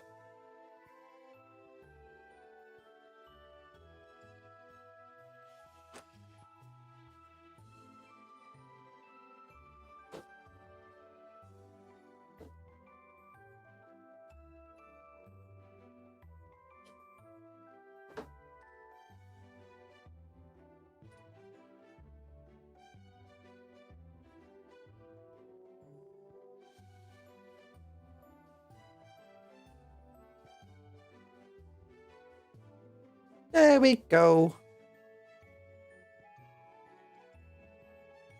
That's kind of... I prefer this hammer to the road sign. I like the road sign for the mems. But I kind of prefer the big old hammer. I think the Night Lords of the World Eaters have the coolest designs in Chaos. I kind of like the World Eater design, but I must say, I do like the ancient Egyptian aesthetic that the Saint Chas. I like all of them.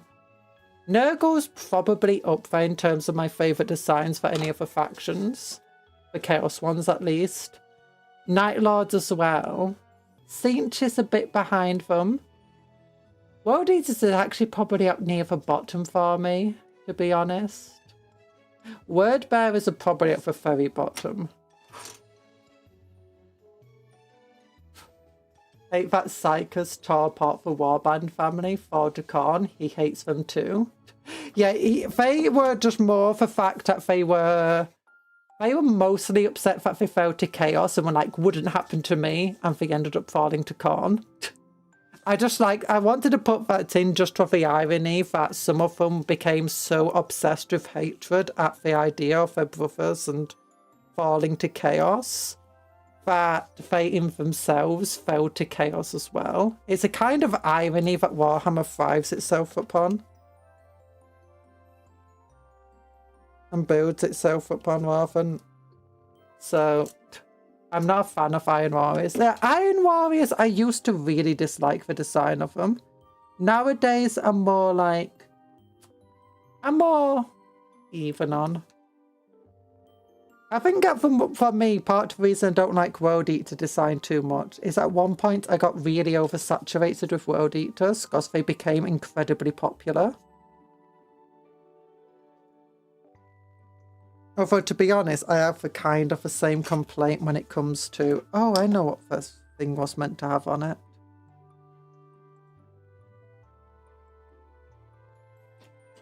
I was meant to put this chain part on them. Oh.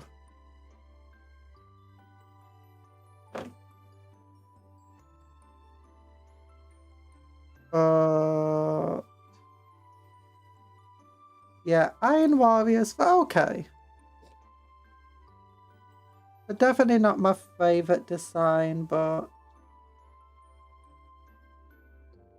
they're probably down there, actually.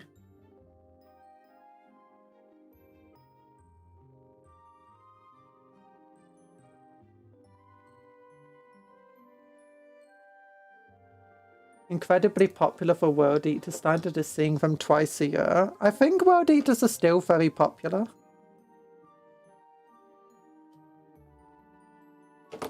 There was a time when it was like every single army I thought was like World Eaters. I was like, yeah, this isn't fun.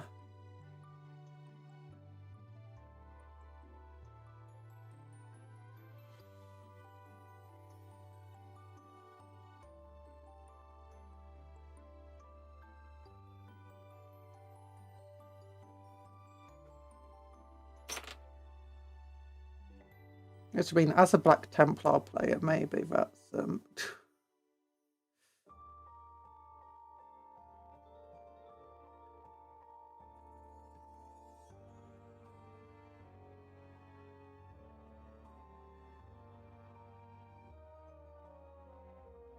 bit of a pot calling for Kettle Black issue. Oh, gosh.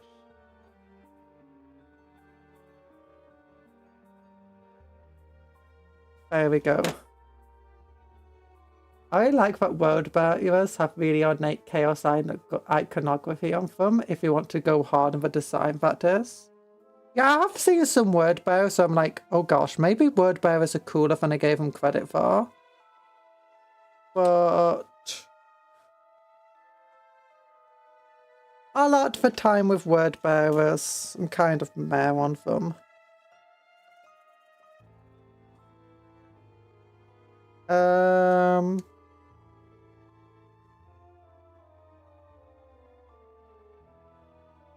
The new Slaanesh models, I think are pretty cool.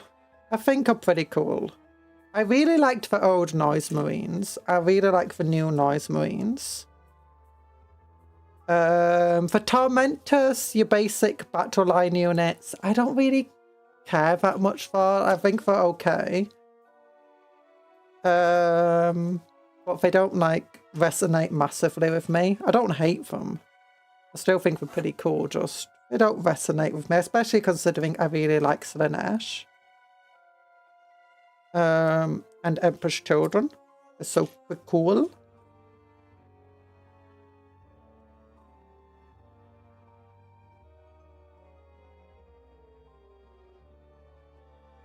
Fiends are a really cool model. What other Chaos factions are there? Like, what's some minor factions? I used to not like the Cinch guys that much, Thousand Suns. But they've definitely grown on me.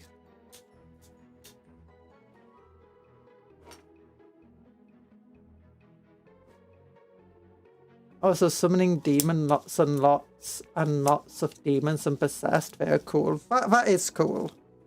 Although I really don't like the World Eater character model, not World Eater, Word Bearer character model.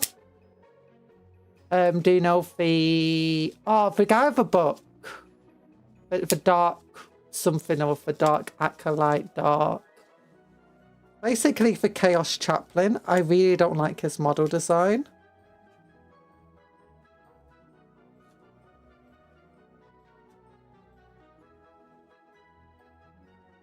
The first time I saw Noismean, I thought it was a joke model due to the guitar. I've got that model. I'm going to use it. I want to eventually get a Lord Discordant and replace the guy on top of a Lord Discordant with the guitar dude. And I want to put like loudspeakers on the model somehow. Dark Apostle, yeah, I don't like the Dark Apostle very much. The old one is better, but Finecast, oof.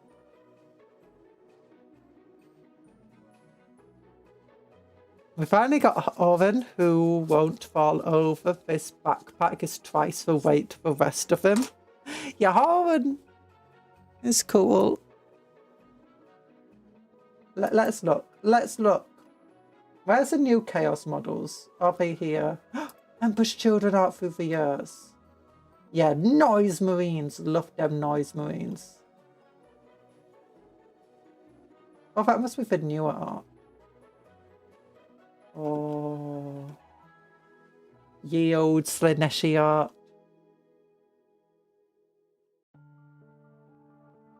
More Noise Marine art. Oh, there we go. There's the guitar. Oh, super old guitar dude.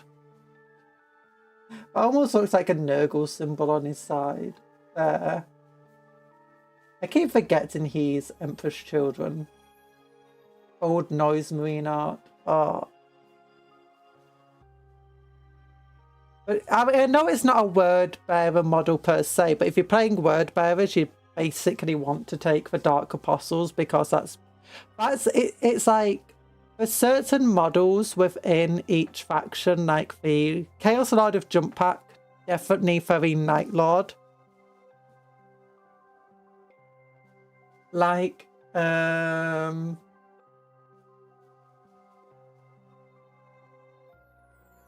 Wild Fabulous Bill scare. Yeah, a Wild Fabulous Bill. So where is a Wild Fabulous Bill jump scare? Yeah, Fabulous Bill. We love him. Where's the new Chaos dudes?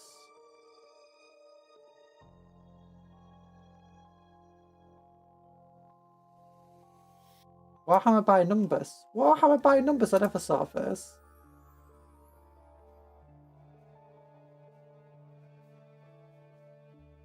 You watched this 7 million times of the Astartes 2 trailer.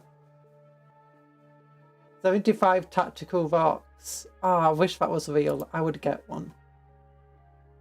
Noon Oil topped the painting charts with Lead Belcher and Abaddon Black tied for second place.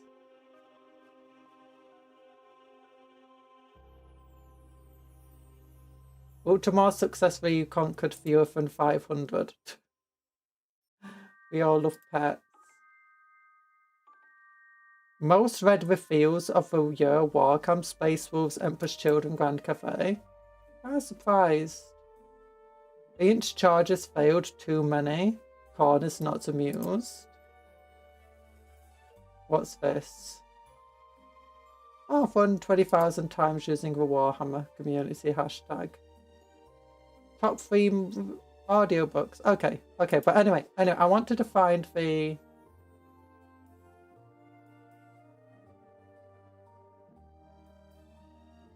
Oh, there we go. Yep, there's the new dudes. Oh.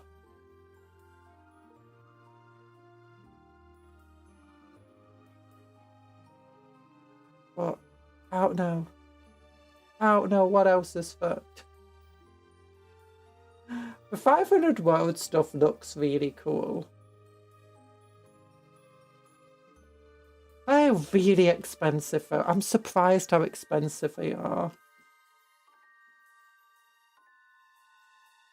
I'm not surprised this sold out, I guess. Like, how much are they individual models? Actually, I want to check the Aberrants. The Aberrants, where are they here? Aberrants, 30 quid for those 5 for that one sprue. And how much is it for the other dudes? 35 quid for neophyte hybrids. 30 quid again for the hybrid metamorphs. Which are also for acolyte hybrids. Yeah, I feel like this is a much more worthwhile sprue. in terms of how much you actually get from it. In terms of models. What was there? Yeah, the Necrons. That new thing, it's got 1 of them, 3 of them, 3 of them, 2 of them. So 1 of them, 40 quid. 1 of them, 80 quid. 2 of them, that's 130 quid. 155 quid. Oh, that's a pretty decent combat patrol box. Basically. I wonder if it would have combat patrol rules. Oh yeah, and here's a Nightbringer. What size base is he on? 90mm round base. Seems pretty massive. I want to check what's Fulgrim on. I mean, he has giant wings. That's always gonna up the price. I think he's on 120, isn't he? 130 even. Oh my gosh, that is, he is massive. Okay, so maybe the price isn't as much of a... Maybe the price is more fair than expected. Oh, do you want to see though? Do you want to see my Night Lord dude? If I can get him out.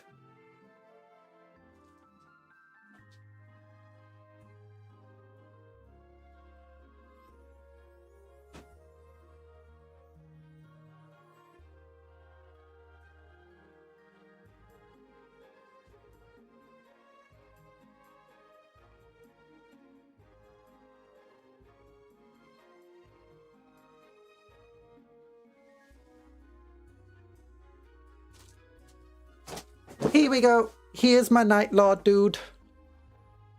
Here's the Chaos Warlord Sorcerer.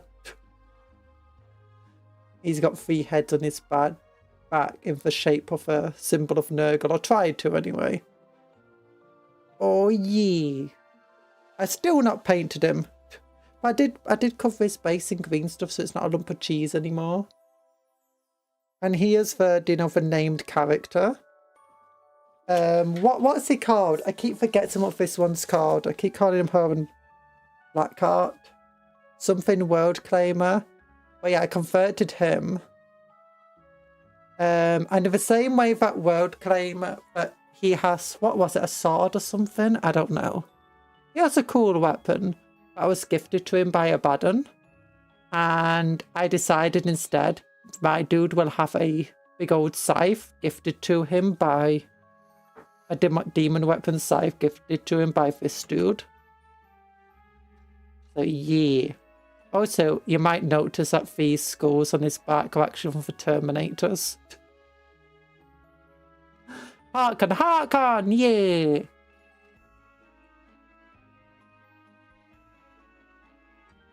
So yeah, I like them. Also, that Space Marine at his feet is really tiny.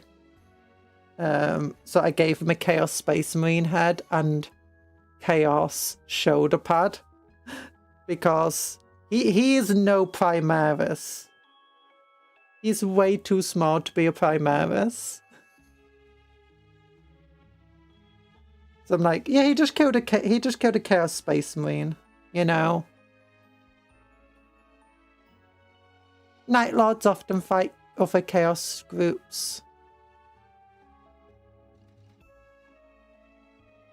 Yeah.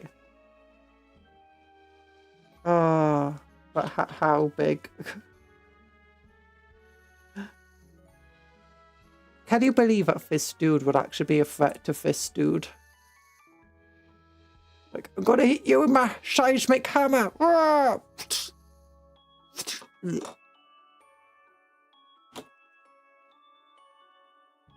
Like, even these two. Like... the stats feel just way too... I mean, compared to like a normal person, I mean, I guess you can say they're just filled with Tyrannid strength and stuff, but then you're like, but Tyranids are huge themselves. In fact, These guys are tougher than warriors. These guys are tougher and stronger than a Tyranid warrior. Are Tyranid warrior models like this big? I don't have any Tyranid warrior models to compare them to. But still. It's very hard to explain why they're so... I can explain how come they hit so hard. You can just say these are seismic hammers and they transmit, you know, massive amounts of power. Much like with high explosives, there is no problem that cannot be solved with excessive amounts of blunt force trauma. Yeah. Like each of these hammers you can easily argue, you know, have seismic stuff going on in them. They hit something, it explodes. Same with this hammer. But then you got these guys. Like, he's armed with a skull and a regular pickaxe. Oh, that being said, there's a little power cable going to the pickaxe. So maybe, again, maybe it's like a seismic pickaxe. Same with this one, there's a little power cable. So you can argue the power weapons. And they're wielded by Tyranid strength, mutant abominations. Maybe the mutation makes them even stronger than a regular Tyranid. It's... And combined with the seismic weapons, they hit super hard. The pickaxes are power weapons. But then it's like, as well, it's like the hammers make sense. They're not quite on Thunder Hammer scale, but they're not that far off. But then it's like, how come these tiny pickaxes hit just as hard? Like, they're well beyond a normal power weapon strength. Like, even a Space Marine power weapon, which is much bigger than this, is only strength 5 and damage 1. Pickaxe is awesome. Could the intelligence make them better fighters? Potentially. But Tyranid warriors are highly intelligent.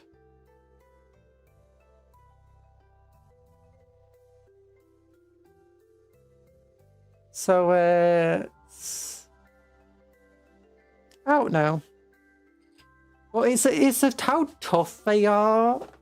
What makes it crazy for me, like for toughness 6, for 3 wounds, that's tougher than a Tyranid warrior. And I think just as many wounds. Have they got feel no pain of 5+ on top? I mean, I know it's gameplay rules. The reason they've got stats like that is just for gameplay, balancing and whatever. You're not meant to think about it too hard, I guess. For Photon, I can always argue they're super powered. They're basically superhumans of the same level of as Space Marines, but using actual Dark Age technology. And they're designed for these hostile environments. They're wearing effectively something that's relatively on par with power armor, and instead of giving them a 3+ armor save, it makes them toughness 5. So it's like, okay, I can see those arguments. I find they're all filled with like these cyber stims, so I'm imagining they're filled with like nanites and stuff. And especially for, you know, for minor ones. So I'm like, okay, I can make arguments of why they're so tough and hard to bring down. But it's nanites, son. Their body will harden in response to trauma. And like keep them alive and they should be dead and stuff. Rock and stone, so yeah. But nothing about these guys explains why they're so tough. They're not big. They're not, I mean, they're big to a human, but not to a Space Marine, not to even old Space Marines.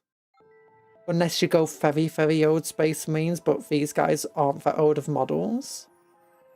They're relatively new models comparatively to them.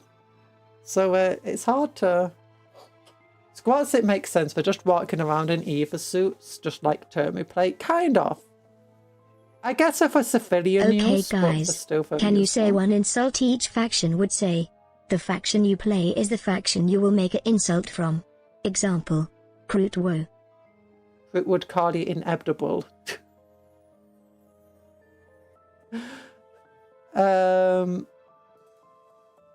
I have no idea. Black Templars would just call you a mutant and a heretic. Oh gosh.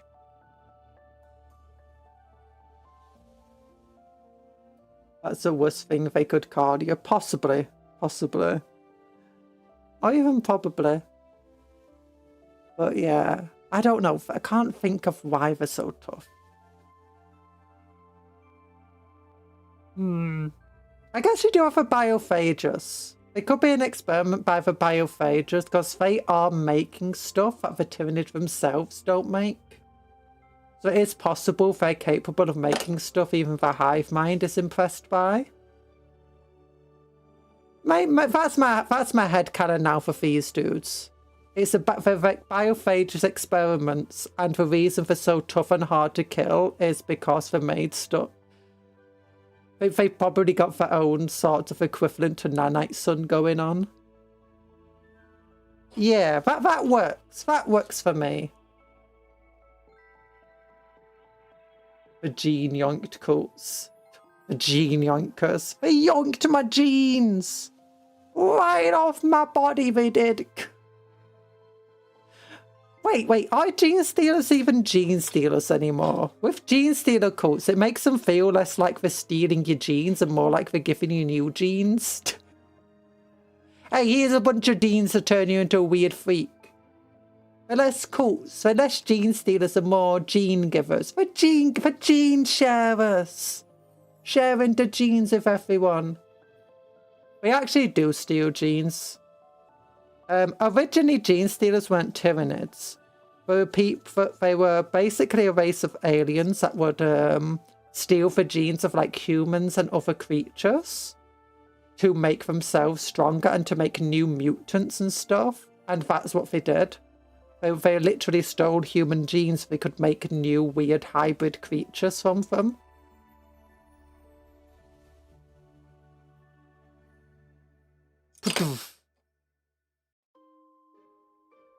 I didn't knock anyone's head off.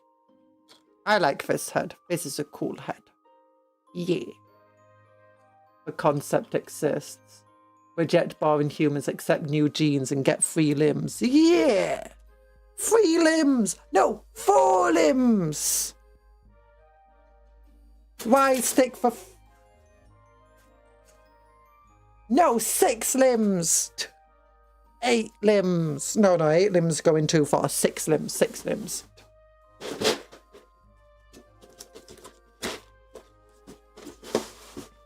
There you go. What's the definition of a limb? Like, what's a strict definition? Like, what wouldn't count as a limb? There you go. Sorry, I dropped stuff. I was putting fingers away in for bits box. Oh gosh, I never realised how long we've been yapping for with building these models and stuff. Okay, so thank you all for coming to the stream today. I need to end it. We've been yapping a lot today. We've been yapping a lot. I think that's good. I keep meaning to yap more in the streams and like focus less on the games. And sometimes when I'm feeling ill, I end up just being like, you know, I end up just focusing on the game and indulging myself a bit too much. If I wanted extra limbs, I'd join for AdMech and get robot ones. But these ones you can grow yourself. You don't like them, cut them off. 1 million arms. 1 million arms! I can pick up everything at once. I can build 10,000 Space Marines all at once. Bye everyone, have a good... Bye everyone, have a nice time. Well, big love hearts to you all. Thanks for coming to the stream. Oh, gonna make sure that's closed. Have a good rest of your day. Remember to work hard but play harder. Eat good food. Sleep well. Dream of cupcakes, but don't eat for cupcakes as a friend's not food. And there's one other thing. Take care of yourself, be kind of us, and vice versa. Yeah, smash. Smash, smash, smash, smash, smash. Bye bye everyone. Bye bye. Wee. Friends are not food. Love you all.